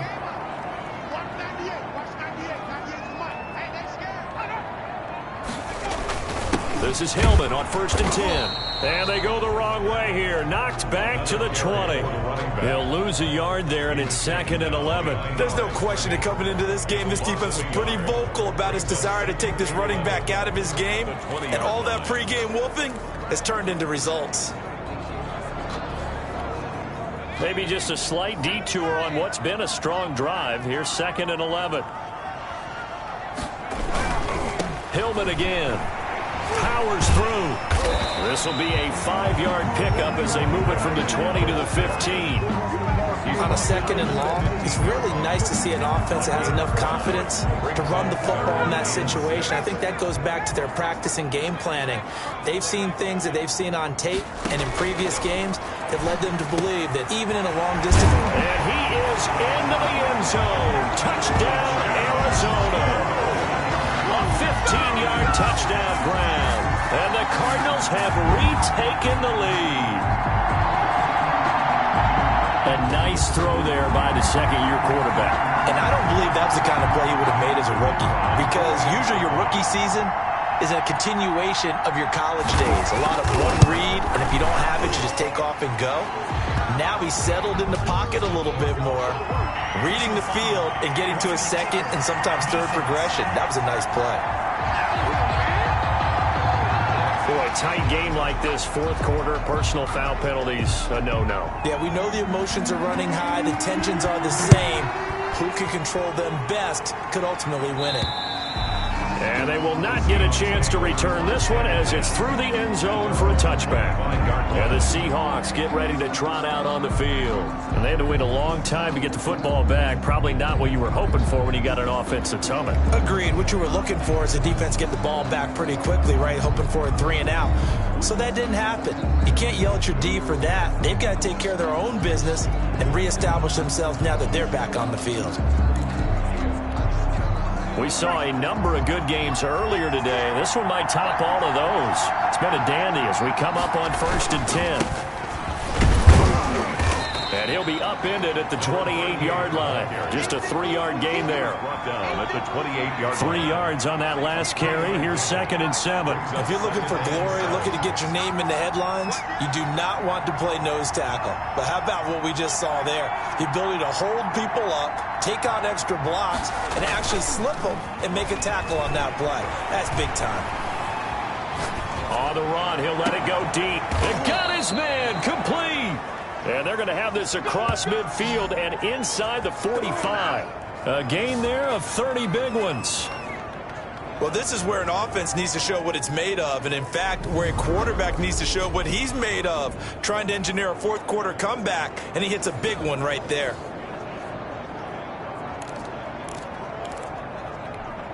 So the big play gets him across midfield now for 1st and 10.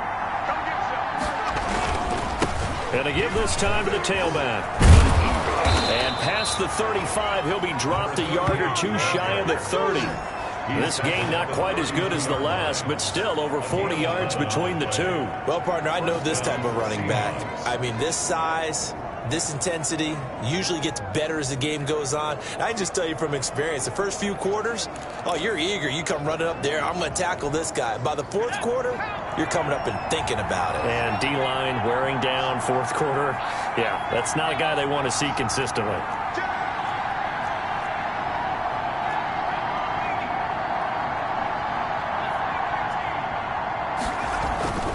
On 1st down, he'll drop to throw. Quick hitter here, it's complete. And he's able to get it down to the 25-yard line. Caught by number 12. And when you're playing a quarterback with some experience and some moxie, you enter the danger zone when you decide to blitz him, because if he's able to diagnose as he did on that play, he can hurt you downfield. He reads defenses so well, doesn't he? He really does, and the best part about that play for him, I don't think that was his primary target. I don't think so either. I think he had the read, figured out where the blitz was coming from, and went to a secondary target for a really nice game.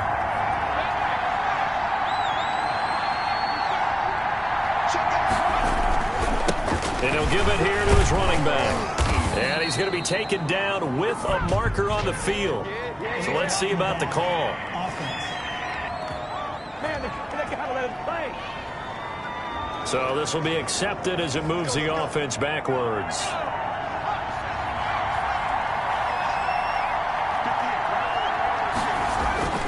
He'll drop to throw. And he'll be hit as he releases it, and that'll fall incomplete. Tell you what, partner, after he ices down, he's going to need a nice long soak in a hot tub after this one. He's been under duress the entire game. And once again, hit as he throws. Fortunate that one wound up incomplete.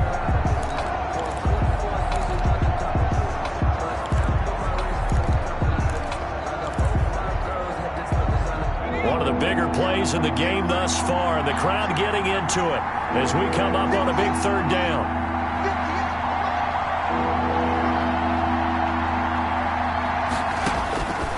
They'll set up to throw.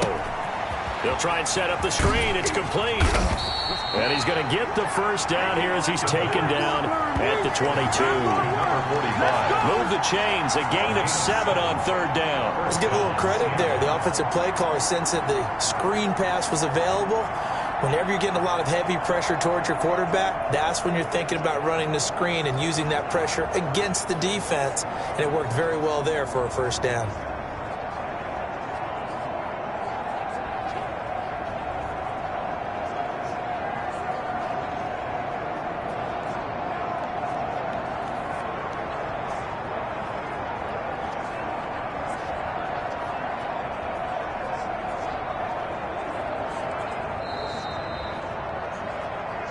Three points separating these two sides with 2 minutes left to go in the fourth.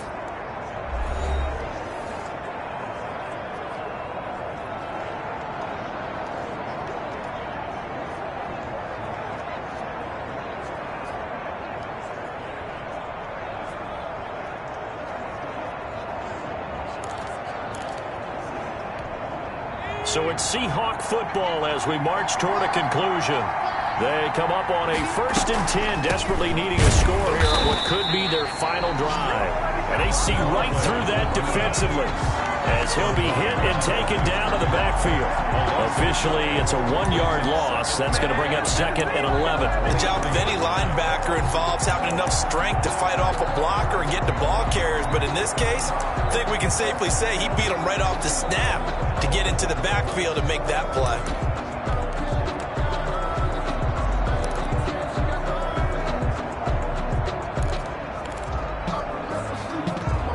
Maybe just a slight detour on what's been a strong drive. Here's 2nd and 11. They'll look to throw. Now they set up the screen. That's complete.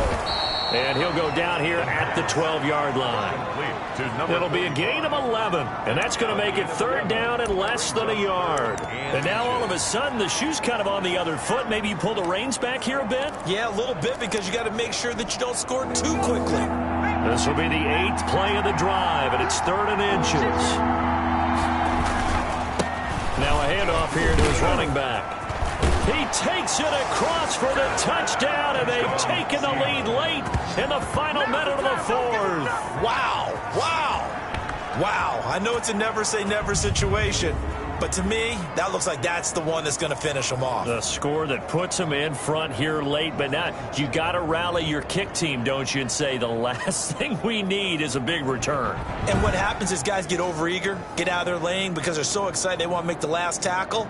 You mess up, could come back at you a long way. And that makes it 14-10. So that drive, 80 yards, 9 plays. And it was capped off by a 12-yard touchdown run.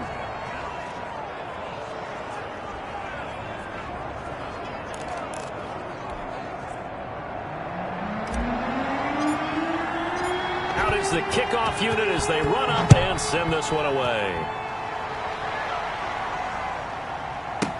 And this carries into the end zone. And with time a factor here late, he'll just take a knee, and they'll start things out at the 25. All eyes on the Cardinals now. Down 14-10. And time, a huge factor. Their undefeated season, it's in danger unless they can score here as they've got a 1st and 10.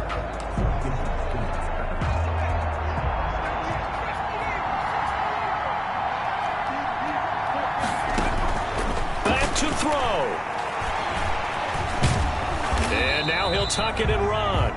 It won't be a sack, but it's no gain, and it brings up second down. The Cardinals going to use the first of their timeouts as the clock will stop with 21 seconds to go in the football game.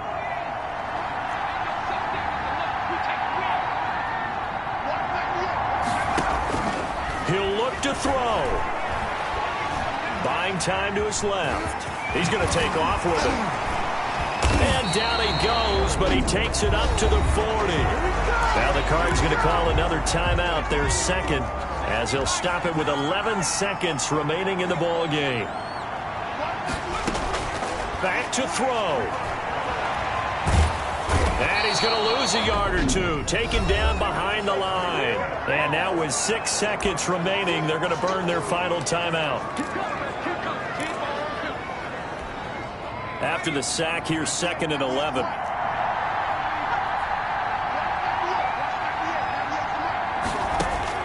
He's back to throw. He's going to let it fly. And it's incomplete. So their final drive comes up empty. And with that, the ball game is over. Well, going into the final play of this game, they knew that they needed some type of a miracle there at the very end, but they couldn't get it done. However, we were treated to really a spectacular affair. Even though they didn't finish it off, you're exactly right. They took us down to the last play. You're wondering, could it happen? Possibly, even though we both knew it was a long shot. So for the Seahawks, they remain one of the hottest teams out there as the win moves them to 6-1. And they'll be able to enjoy this one through the bye week before they get back at it again. Meanwhile, for the Cardinals, they taste defeat for the first time this season as they drop to 5-1. And they'll try to get back to their winning ways next week as they head to Santa Clara to take on the 49ers. So for Charles Davis and our entire crew, I'm Brandon Gaudin. Next game, guess what? Charles and I will be here again. It's the NFL on EA Sports.